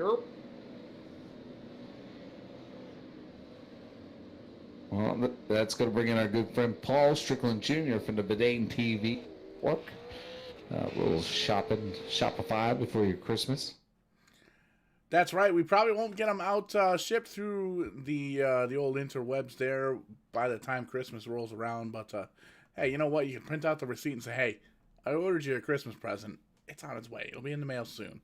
Check out the Vidane.net/shop. Get yourself a Vidane TV hooded sweatshirt, t-shirt, long sleeve t-shirt, tank top, male, female. We also got the awesome little $5 stickers there of the championship belt for the Sim 500 Vidane Racing Super Speedway Championship. And we're going to take a look, find out why it is we're under caution here. And we can see the 38 machine, Ryan Walsh, just kind of losing it here a little bit. He gets up towards the 033 and just loses the back end of the race car. Definitely looks like there was something that may have broke in that machine. But he brings out the caution and grabs the gear. He points it in the right direction. So good news there. He didn't hit anything, didn't lose a lap or anything like that. But unfortunately, we're under caution for the first time here on lap 21 here in the Tim's Corner Motorsports Special Events. Ho, ho, ho, 100. Ho, ho, ho. Ho. Shoot your eye out, kid. Not one of my favorite Christmas movies, to be honest. Come on. Did you know that the kid that wanted to buy the rifle, Ralphie, was in the movie Elf? I heard a story today that kid was actually handed a real thing of chewing tobacco in one of the scenes in A Christmas Story. Really? And he wasn't sure what to do with it, so my neighbor has the when he shoots Black Bart in the movie, the producer gave him real Red Man chewing tobacco for the scene, and he got sick. He had to lay down on the couch there. You could purchase the sexy leg, because my next door neighbor's got it up in his front window. Maybe we need a Vidane TV sexy leg. That's what we need. Sexy leg lamp. He's got it out there. And my other neighbor, he's got Cousin Eddie Shitter's Full statue. Are we allowed to say Shitter's Full? Hey, it's in a Christmas movie. It was in a Christmas movie. It was on an ugly sweater. I think we're okay. It's still PG-13-ish. Hey, if you put it in one word together, it's fine. Green flag. Boys, we are green, green, green. Man, it's Danny Chisholm, but look at that. Mike Rhino on the charge here, but Caden Tufts to the bottom, trying to maintain composure, but Rhino charging on the high side. Caden Tufts not, I don't think he's enjoying the bottom right now, as Rhino looks like he's picking up momentum. Hey, Clark! Danny Chisholm's in front. I was waiting for the slow reaction there, but anyways, Corey Hall is in second. You can see Caden Tufts getting a little bit of pressure from further on back. No points thrown out tonight. You can see Mike Rhino now moves in third position. So pardon me, Caden Tufts there was looking on the inside of Rhino. Rhino really good in the heat races earlier. A few drivers haven't watched on Bedane TV and Tim's Corner Motorsports. Right now, we are a quarter of the way through tonight's 100-lap main event. Quarter. But a lot of action. Let's, these guys, Caden Tufts and Mike Rhino, putting on a show. But look at that. We're looking at Riley Duncan, the 97 Tam Woolridge, as we ride along here in, I believe that is Riley Duncan. Duncan and Tam Woolridge still within striking reach of our leaders, Danny Chisholm and Corey Hall. But we have a bit of a separation now between the fields. Tiny bit of separation, but currently Danny Chisholm getting a little bit of side now from Corey Hall, but they are teammates, so you know they're not going to really rough each other up. I know in hockey, sometimes when you face your buddy on the opposing team in beer league, maybe you like to give him a little shot here. Racing, though, not so much, especially in the early get-go. Caution out now on the track, second one of the evening. We'll see what brought up the yellow flag. And that's going to bring in our Bedane TV section. Hey yo, learning all sorts of new things here on Bedane TV and getting a whole lot of new nicknames too, which is kind of neat. But we're going to take a look at another instant replay here, brought to you by the Bedane TV merchandise tent. And it looks like it's going to be the 109 or the 9 car. Check that, the 109 of Campbell Delaney. And we're going to pull up the instant replay and show it to you live as it happens. Looks like he's kind of running by himself here towards the back of the pack. Gets a little bit of a shot of the 033. Holy moly, big hit right into that Lucas Oil machine. And then the T-bone effect after the fact kind of sends him off his lid there. And he's not even sure which way he's pointed at that point. Not sure if he wants to go down pit road or stay out on the track. Big hit for the 109, the Campbell Delaney machine. But it looks like he's able to get it pointed in the right direction, doesn't lose a lap, but definitely going to be scored at least to the last car on the lead lap at this point. Still Danny Chisholm up front, taking a look at the timing and scoring. 26 cars still on the lead lap of the 30 that have started this race. 4 cars currently out. Mitchell Montgomery is 1 lap down, currently out of the race, and a few drivers that didn't make the call at the start. Number 14 of Andrew Rogers, Cole Butcher in the 51, 53, check that, and Craig Kenny in the 90 didn't make the call at the beginning of the race. So still 26 drivers strong here in the Tim's Corner Motorsports Ho Ho Ho 100. You shoot your eye out, kid. What's the gun called in the movie again? It's a Daisy Red Ryder or something, wasn't it? Yeah, Red Ryder BB gun, isn't it? Yeah, something like that. Google that. I just recently watched the Home Alone movies, the best ones, number 1 and 2. Hang on, time out. You just watched the Home Alone movies? Okay. No. Okay. No. I should. We were about to have a problem. I just recently watched. I love the first 2. I had them on VHS tapes, so for anyone that's born after 2000, you probably have no idea what I'm talking about. Love the Home Alone movies. Oh, but man, I gotta say, second Home Alone better than the first one. 100%. You could buy a Ralphie's Red Ryder BB gun for $100. Get it for your kids. I think we should start a store. Pick Green one up flag and then is put a valid. Bedane Championship belt sticker on it. Why not? You know what? Some of these drivers may need a little bit of a rep. Try and sort themselves out here. Is another caution out. That's all caused by us because we're rambling. That's it. They wanted to know where they could get a championship, a Verdane Racing Championship belt sticker. And you can check that out over at Verdane.net/shop. We got some cool stuff for sale over there with the Verdane TV logo. But going to pull up the instant replay here. I believe it was the 196 car. Looks like the old mellow yellow style paint scheme here getting caught out to dry here. Pulling it up the on the replay. We're going to give it to you in the blimp view here. Load up the old instant replay and see what went down with Caden Frizzle right on the start. You can see the 38X on the outside, and looks like he spins the tires, gets that thing pointed in the wrong direction. The 92 kind of T-bones him. There's the 83 Tufts, the 72 getting involved as well. So a lot of fast drivers here towards the middle of the pack getting a little bit dinged and danged and all sorts of banged up here in the back of the pack. But the Jags 196 going to point it in the right direction, grab himself a gear, point it the right way, and head on towards the back of the last car on the lead lap. 25 cars still in the lead lap. Looks like Campbell Delaney in the 109 car still in this race, but he's 5 laps down currently out of the 30 starters that started here tonight. Do you want to anger somebody, Paul? Sure, let's do it. Brandon Campbell, who's racing tonight, says Elf is the greatest Christmas movie of all time. And that's wrong. You know, Elf is a good movie. It wasn't bad. It's not bad. Are you also going to say Talladega Nights was bad? No, Yes. I love Talladega Nights. I don't mind Elf, but for greatest movie of all time, Christmas, I'd say top 10. It's not the greatest. No way. Okay, what's your top pick? I'd probably say Home Alone 2. Oh That my movie God. I can watch over and over. And I know just summed it all up, Dylan. Well, what's your favorite then, Mikey? I'm not even going to call you what I want to call you. Well, what's your favorite Christmas movie? Elf.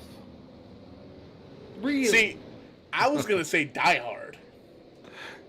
Not bad choice. I like Rudolph the Red-Nosed Reindeer, man. Bumble's We have to see Hans Gruber fly out of the tower. You know, it's not Christmas until we see that. So crossing over lap 40, coming up to lap 41 here with Danny Chisholm and Corey Hall side by side. That's been the show the entire night so far. But how about Riley Duncan now moving up their way to third position? And now Riley Duncan tucking her in. Whoa, hello. Oh, baby. He had to really hammer on the brakes there. He didn't want to get into Caden Tufts, and now he's side by side with Caden. I love Irwindale, like I said earlier. Kind of reminds me of a short Darlington Speedway in South Carolina. And now Riley Duncan tucks in behind the 88, trying to see if he can get a run on the backstretch. It's almost like Riley Duncan, the 97 and the 8, kind of shake and bake and trying to Corey Hall and Danny Chisholm, as both of them know that those two are going to be tandem.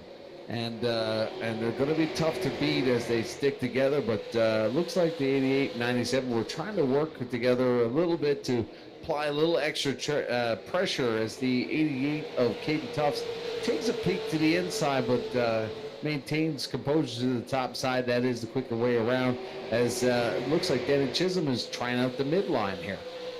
And nothing wrong with that. You know, we're crossing over the halfway point here shortly. He's got the best car on the track with basically his teammate right behind him in Corey Hall. Caden Tufts and Riley Duncan in top 4. Fifth position is Mike Rhino, pardon me. Tanton Woolridge in the 6th spot right now.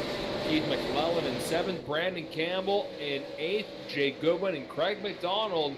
He's basically a teammate with the top 2 as well. He's got a few positions to try and get through to get those teammates up front.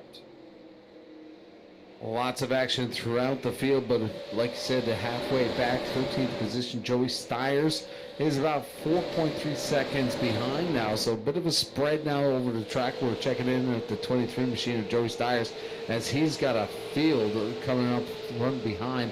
Huge separation between Joey Stiers and Quentin Carpenter in the 12 machine. But a lot of people trying to come up through behind Stiers. Wade Craswell, Brian Walsh in the 38. Hot to trot right now in the back of that 23. Plenty of race left for the drivers to figure out what they got underneath the hood. I believe it is a fixed setup race tonight, so it's not like the TCM weekly racing series where you can tweak it a couple of times and figure out what you got. A little bit of difference here, but a little longer as well, and a bigger racetrack compared to an Oxford, as we've got some 2 iRACING a bit further back between the 92 car and the 114 of Terry Duguay, and Duguay kind of grinding the wall right now like a cheese grater, ripping apart some of that asphalt and the sheet metal on his car. You can see it looks like it's been through a Speedway Mare machine. Duro and Todd Tufts turned around and able to save it in front next to Caleb Urquhart. Yeah, could have been technically at the cross flags here. 58 laps completed, still green flag. And like you said, could have been a bit of a wild ride as the 92 machine got cut up there. Unable to keep it straight for the meantime. Crossing over the halfway point, 51 laps in this 100-lap main event at the Irwindale Speedway, capping off a fun year of iRacing on Tim's Corner Motorsports and on Vidane TV. Didn't think I'd be doing a lot of iRacing this year, but hey, we had some fun, didn't we? And we're capping off with a fun race tonight at Irwindale with the 87, the 83, and the 88 in the top 3. Jonathan Pollard now checking out with 25 drivers still in the field as Jonathan Pollard calls it a night here at the halfway point. Campbell Delaney on pit road. He's down 20 laps. This could be the end for him. So now 24 cars vying for the big win here tonight. Still plenty of racing left. We haven't seen a lot of activity. None activity actually in our top 24 have visited pit road. So no play right now on pit road throughout this event, but we could possibly see some action on pit road as we get closer to the finish. You can see Riley Duncan toying with Caden Tufts, trying to poke on the outside, maybe tugging on the inside, coming out of the turns, but up front it hasn't changed at all. It's been the Danny Chisholm and Corey Hall show. I wish Danny Chisholm's last name was Nash. We could say Hall and Nash like the great wrestling tag team, but right now it's Hall and Chisholm as they are 1-2 on lap 56. Very consistent out front, teammates going toe-to-toe with each other. Basically a freight train up front, joining at the hitch there as the 83 is got an eye on the 87, probably protecting a bit here as we possibly may see Corey Hall try to take that lead away, but we'll see what happens here as we look at the 97 machine of Riley Duncan and Caden Tufts coming up together as well.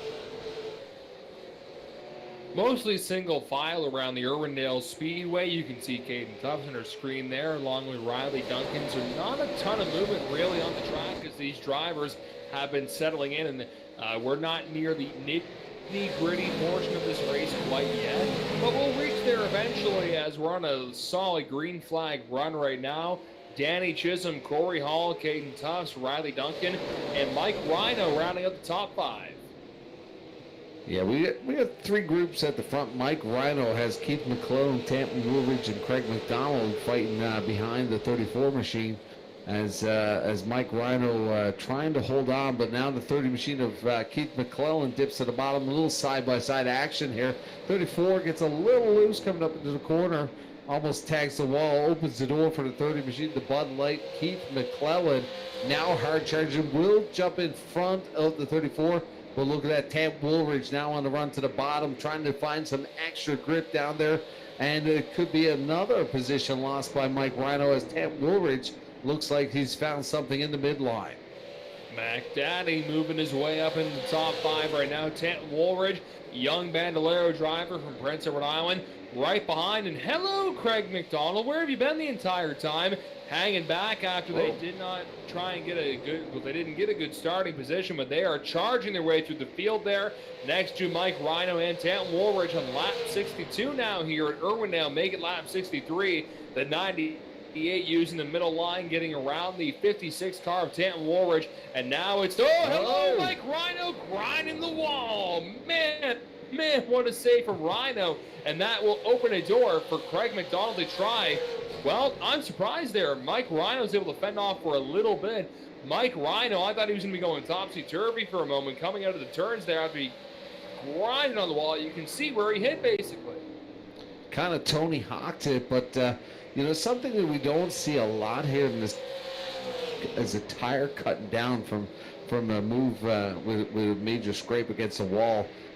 But looks like the 34 will come away with this against Craig McDonald. But Craig McDonald on full attack right now as he tries the bottom here, trying to find a little bit of extra grip here. But it looks like we continue to find the fastest way around the top side. Almost a little Kyle Larson, the 34, trying to stay within the top here as he side drafts that wall. You can tell it's the fastest part of the track right now because Mike Rhino completely clipped that wall earlier, and he's able to get a little bit of a distance between himself and the 98 of Craig McDonald as he starts to pull away now, and he's going to try and catch back up to Keith McClellan, sitting in the 5th position in that number 3. Danny Chisholm has led 67, make it 68 laps now consecutively here at Irwindale Speedway. Corey Hall, Caden Tufts, Riley Duncan, and Keith McClellan in 5th. McDonald again going to try and tuck on the inside, and now we've got a battle for 2nd, and pardon me, 3rd. Yeah, Keith McClellan now trying to be a hard charger with the two boys, Caden Tufts and Riley Duncan. The 30 machine looks really quick here. He got around Mike Rhino and gained a lot of momentum as he got past that 34 machine. Mike Rhino been a tough cookie here tonight. But the 30 coming clean now and now setting his sights on the 97. The 97 of Riley Duncan got a full view of the 88 machine, but looking at our leaders, they got about a 1.7 second lead over the 88, and looking like they are picking up a couple of 100ths of a second per lap now. It's trying to check out and stay away from this madness that's happening for P3. Danny Chisholm will be coming up to some slower cars here, and I think I just saw Corey Hall maybe tuck on the inside there of our leader, as now we have the slower car moving out of the way of your Chisholm, so pardon me. 87 still fending off Corey Hall, but you can see Corey there. He's exploring the inside. He hangs back a little bit to kind of show Danny, hey, listen, I've got some stuff to show you maybe here in about 25 laps by the end of this race. The battle for 3rd, that is the hot spot right now with Caden Tufts trying to hold off Riley Duncan along with Keith McClellan. Man, they're not that far away from 1st and 2nd either. They may have to cooperate a little bit to try and get up to 1st and 2nd, because the more you fight for position further back, it's just going to take that longer to get to the front. Yeah, with 25 to go here as the leaders come by, if we do not see a caution here, we probably won't see any activity on pit road, but it could get interesting as the trio, Caden Tufts, Riley Duncan, Keith McClellan, could slow them up with a lot of pressure back there, but hopefully they come together and try to bridge that gap on our leaders, but it's not that bad. Only 0.8 of a second from 1st to 3rd, so this could get wild as we count down the laps, but will Corey Hall, I'm sure there's communication going on between the two of them within their own Discord. Both of them now testing the waters, but looking like Corey Hall had to check up there. Will Danny Chisholm give the free pass for Corey Hall and let him lead a couple laps here? You can see the name on the back there, CHR, Corey Hall Racing. They are coming up to 3 slower cars in Corey's Hall vision, in his front vision there, as he really tucked on the inside. So that will make things very interesting as we are coming down to the bitter end of this 100-lap ho-ho-ho main event here. Speedway. Yes, Santa can wear his full suit even in the blazing sun of California. 83 and 87, 1st and 2nd. Caden Tufts in the 88, Riley Duncan, Keith McClellan. They have kept steady pace behind the top 2, and with these slower cars, it may show an opportunity for them to try and make it a 5-way. Well, looking at the scoreboard right now, Caden Tufts was a little bit quicker on that last lap. About 1/10 of a second on Danny Chisholm, so we're seeing some activity. Lap traffic will play a factor here now as Chisholm comes up on quite a bit of traffic as they try to navigate through that. that could be a possibility for Caden Tufts, Riley Duncan, and Keith McClellan to really make this a dance with 20 laps to go.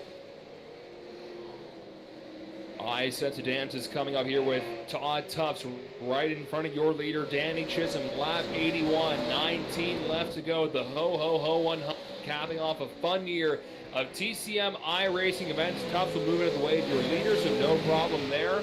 Now it's a chance for Caden Tufts to maybe try and pounce on the leaders. There's not a lot of time to try and waste here. You gotta try every single move you can to catch up to the top two. And it looks like Corey is trying the inside here now, and toe-to-toe here is, looks like Corey Hall will look for the pass on the 87. Not sure if the 87 wants to give it up that easy, but the 83 taking a look to the inside here as they go side by side as they come up on lap traffic. That is, I believe, the 72 machine of Todd Tufts. No, the 38X. That is the 515 of Carter Greer is the car that they're coming up on right now. Greer all the way to the high side. Probably will let him go as the fast cars go side by side. Not quite sure why they're doing it that way, but looks like this could be a little bit more of a challenge with the 83 and the 87 side by side.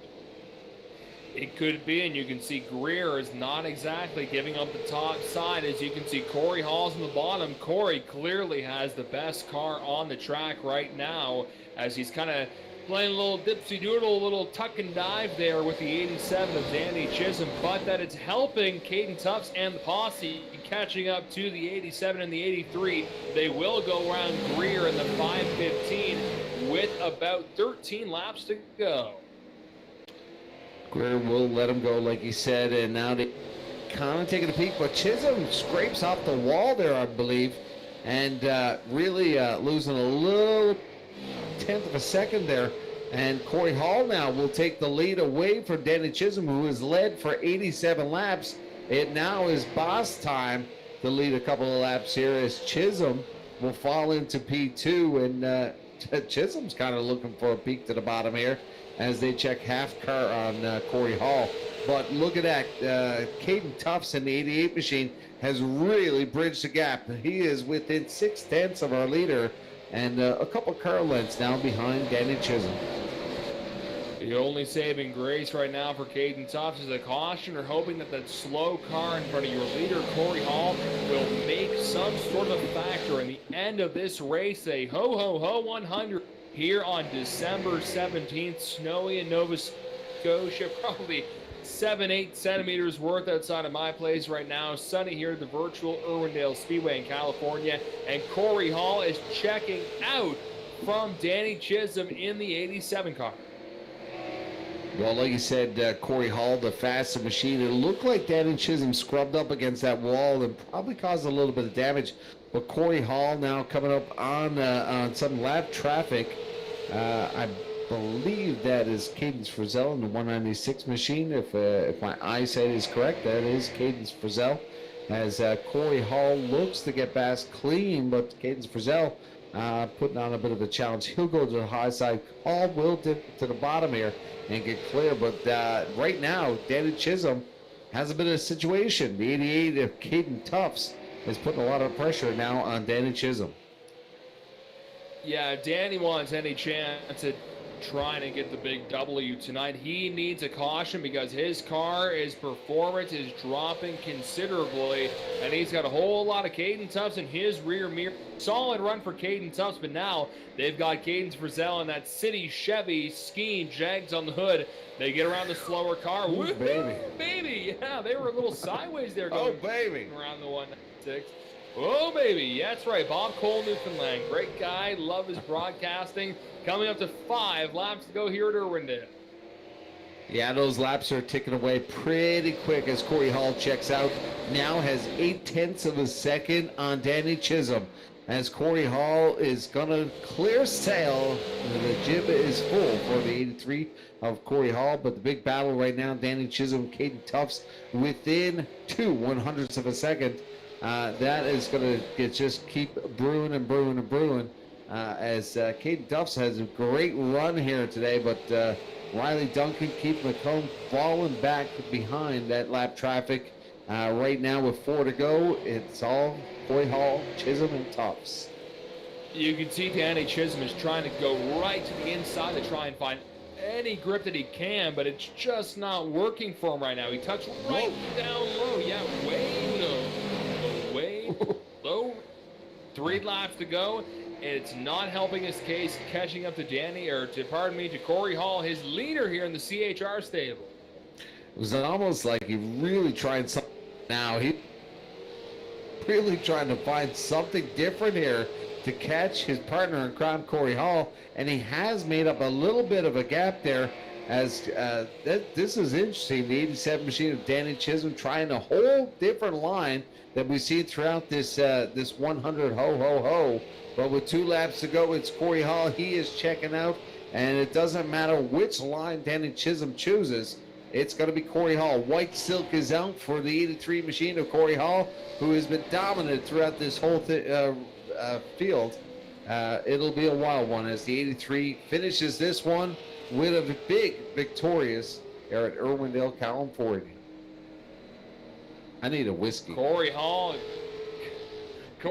gets the big win in the 83 car. Danny Chisholm, Tanton Woolridge, where did he come from in the 56 car? Wow, oh wow, you never know what can happen. Caden Tufts falls all the way back to 8th place. Shame for him, he was having a podium finish going.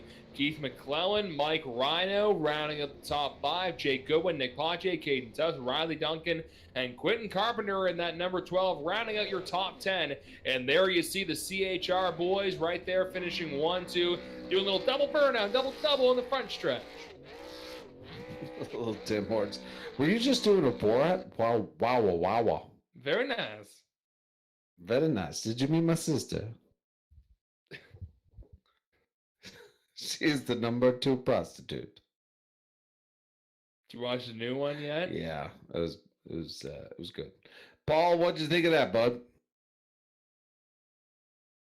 He's eating beef jerky. Yeah, we're down here getting after the spare kick-ass beef jerky, but a great race there for the Ho 100 here at Irwindale for Tim's Corner Motorsports Special Events. Last race here before the Christmas break.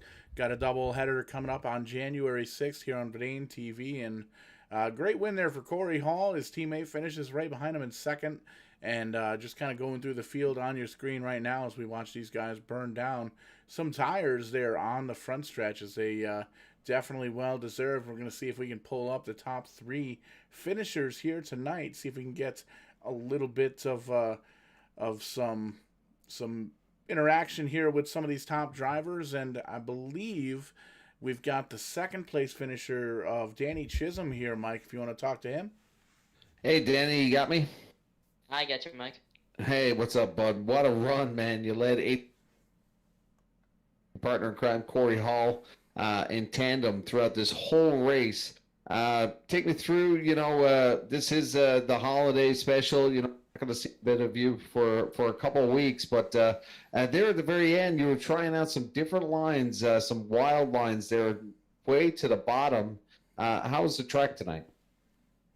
Yeah, I think it was pretty good track conditions. It kind of got hotter and hotter as the race went on, as we progressed closer into the afternoon, and kind of made the car a little bit freer and freer, but I think I just used up my right front way too much. Corey's got that pro stock experience. He kind of prevailed on that situation with the tire saving, but I feel like it was a really good race. Really fun. Thanks for putting this all on. Yeah, awesome to see you back in action and getting a podium here.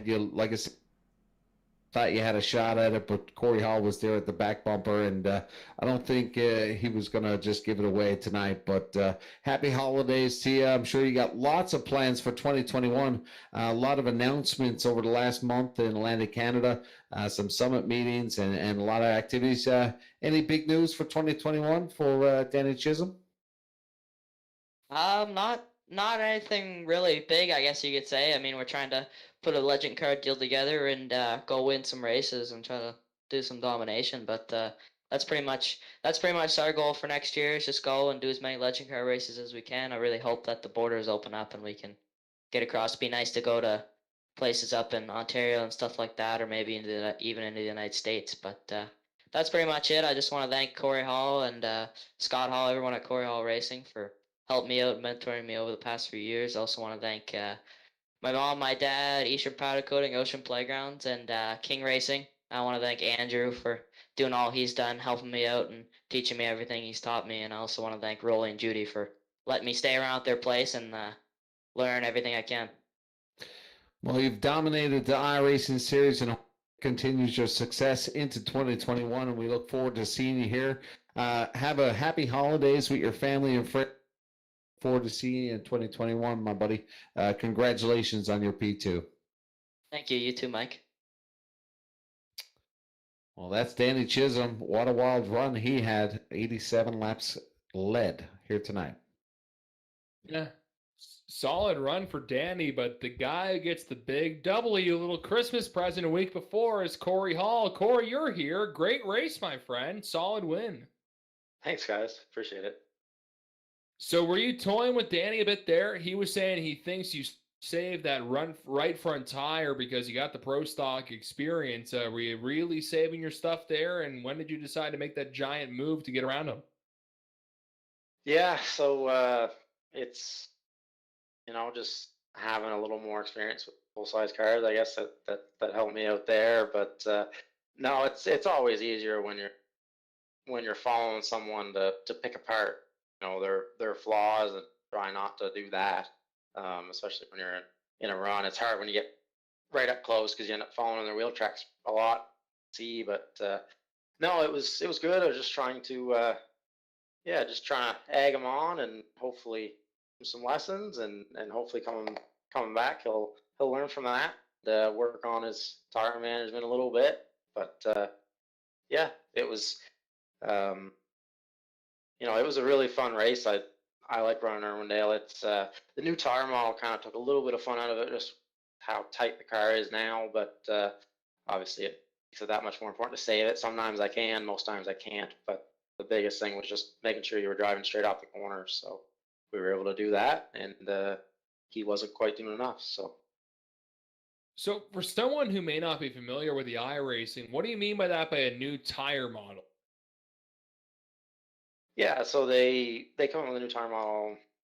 I can't remember how long ago. It was before I was even back on it from the summer. But basically, with this new tire model, they've changed how the tire reacts, and they even changed actually a little bit of the setup on the cars, rev limiter and all that. But yeah, it just made it so that certain inputs on the wheel, certain ways you drive it, wears the tire more, or certain tires more, and it's just made the right front more aggressive, and it's a direction they've been heading for a little bit. They did that to the Legend cars, and in my opinion, it didn't fit the way I felt like they should drive, and these a little bit too, but it's what everybody's got, and that's the good thing with the fixed setup. So everybody's got the same thing, and you just got to try to deal with it, and the guy that deals with the best is sitting in the winner's circle. You had a big 2020 with your own pro stock team, CHR Racing. Is that the same plan for 2021, Corey, or be kind of see how it goes? Are you planning to do the pro stock tour full time or dabble here and there? Pro stock tour full time is a faraway dream right now. Just with mostly financials, trying to get everything put together that we can. Obviously, we got a lot of good sponsors that have come on board, and it's been huge to us to have their help and building this new car, and then a lot of people come on and helped us. So it was very humbling to have, and I had a good time, and there was a lot of lessons learned, and hopefully 2021 I come back even better and break through and get that win that I've been waiting for here for, I guess I'd have 14 races in the pro stock now. So getting up there, and yeah, hopefully we can break through. But big thanks to obviously King Racing, Rolly and Judy and Andrew. Of course, GS, Kyle and Jerry, Robbie's Towing, H&B Car Sales, Paul, Celtic Air, Carl at Winco, Eastern powder coating, and of course freights. So yeah, there's been a lot of people that have helped us out. I'm even probably missing some, but greatly appreciate them and greatly appreciate you guys putting this on so everyone can watch it during the winter months. Is that what you really want for Christmas, Corey? Is that big win in 2021 from Santa? That's what I've been dreaming of ever since I stepped in one. I never thought it was going to happen, and the minute it happened, and I ran the King car in Petty, and we were quickest in practice, and I thought I was living the dream, and found it in the race that tire conservation, much like Danny's probably figuring out now, is an important factor, and ended up going to the back and then coming up through and finished 7th. Definitely learned a lot since then, and hopefully apply it in 2021. All right, well, I'm sure you're on Santa's nice list, so we'll see what old St. Nick can do for you. Happy holidays, buddy, and we'll see you in the new year. All right. Thanks, guys. Thanks, Mike. No Thanks, problem. Dylan. Thanks, Paul. No Thanks, problem, Tim. buddy. Happy holidays, bud. Happy holidays. Corey Hall getting the big win there. Mikey, we've got a young gun who slid his way in the top 3, Tanton Woolridge from the island. I saw him race at Sydney Speedway, put on a show in his Bandolero, and he finished 3rd tonight. Hey, Tanton, how are you, bud? Good, how are you? Great run tonight, finishing in the top 3. We got to see quite a bit of you at the Oxford Speedway. Nice to see you here in Irwindale, California. Quite a bit different in the Oxford Speedway, eh? Yeah, it's definitely different. Definitely different running fixed setup to open setup. So I think we got a lot better tonight. Yeah, you did a wonderful job landing on the podium. Mike Rhino, Keith McClellan were tough competitors here tonight. Hard charger, man. You guys battled throughout this whole race. That 3 to 5. The finish on the podium is just awesome news here tonight for you. What's your plans for 2021, my friend? I don't know. I'm really not sure. Definitely gonna see what happens, I guess, as summer gets closer and see how kind of the world pans out, and then we'll see what happens. Well, I'll look into my crystal ball, and it looks green, green, green, my friend. And I hope to see you one day on the trackside. You're a wonderful competitor, and it'll be amazing to see what you have for us when we get back in 2021 at Oxford. It's been great to see you out there. Anybody you want to thank tonight to help support you on track and off track? Yeah, there's definitely a list. Big thanks goes to my dad, my grandfather, Caden Tuss. He's been spotting me probably every single week. He ran tonight. Brett Suggs, he was messaging me before the race, helped me up with a couple different things. As well, just big thanks to all you guys that putting on the show every week. Tim Terry, who does a ton of work behind the scenes. Well, that is words of a champion, Tan. I hope to see you flag on top of the podium in the near future. Look forward to seeing what you have for us at Oxford as we continue those battles once we get back from the holidays. Happy holidays to you and your family. And like I said, we look forward to seeing you again. Thanks, you as well. Tan, what do you want for Christmas? Christmas? I don't know. I've been pretty fortunate. Gotten a lot of things early from my dad and my grandfather for iRACING, and it's really helped me out. So I can't really ask for much at this point. Hey, I'm sure you're on Santa's night list. Good talking to you, buddy, and great race out there. Thank you. See you guys later. Mike James, what do you want for Christmas? I was going to say it, but we are live on a broadcast, so... Nothing the Mummers haven't brought you yet tonight? Well, it's been a wild night, Tim.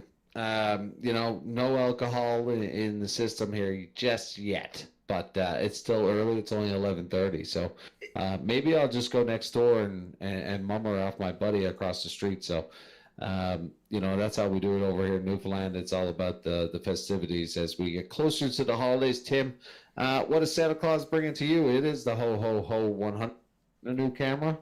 I don't know what he's bringing me. I haven't even had time to think about Christmas, but congratulations to all these guys that ran tonight.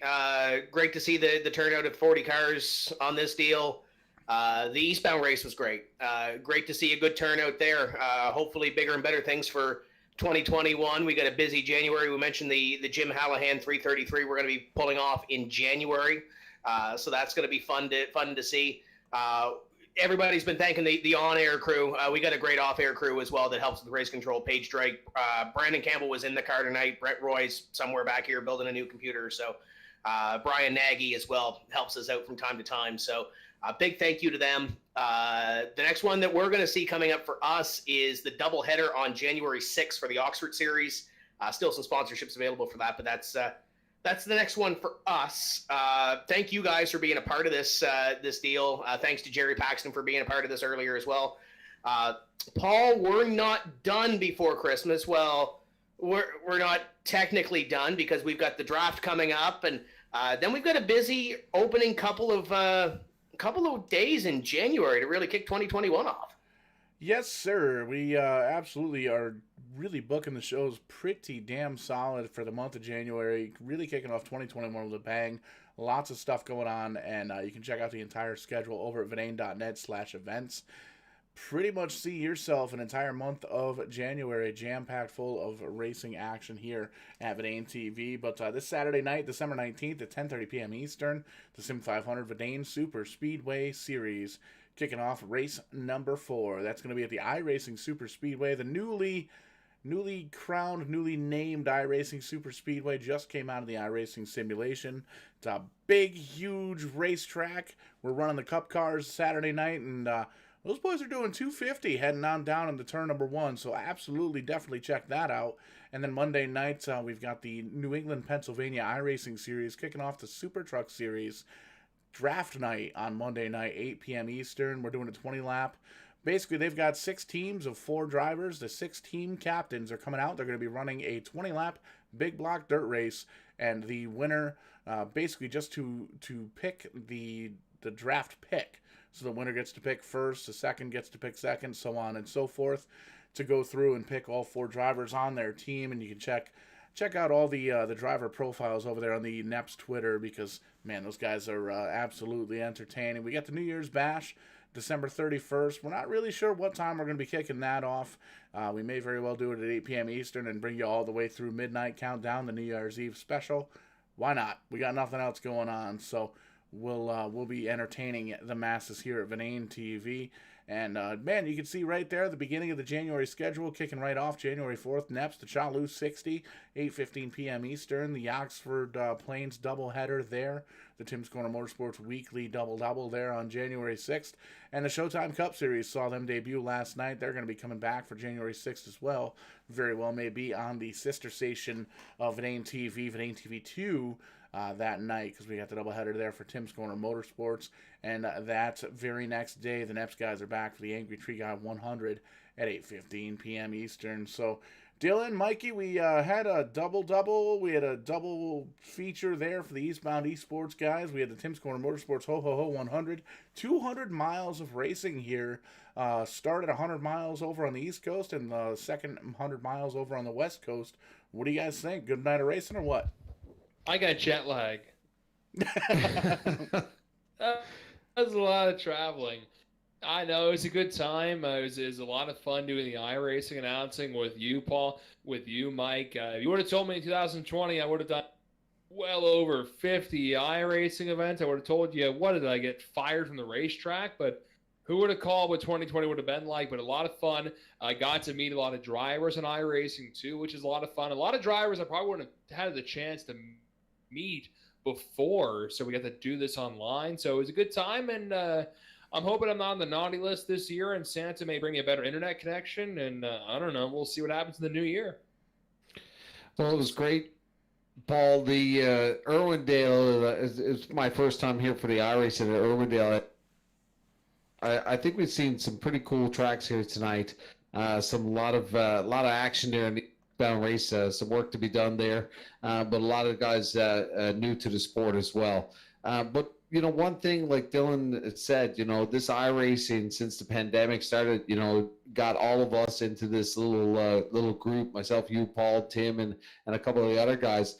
What it really does is make this world really small, because there are some great drivers here in Atlantic Canada, as well as in the United States and Newfoundland and throughout. But iRacing really is able to put everybody together, from a Bando driver to a Pro Stock to a Super Late driver. So big thank you to Tim Terry for 2020. We only got 14 days to say kiss goodbye to 2020. But one thing is sure, for 2020 has brought this together, and pretty proud to be a part of it. Thanks, Tim. Yeah, thank you guys for being a part of it. It's been a phenomenal year, obviously, with the pandemic and everything else. It is what it is, and we'll roll on to 2021, Paul. Absolutely, and always be sure to check out Verdane.net/events to pick up all of the events here coming up.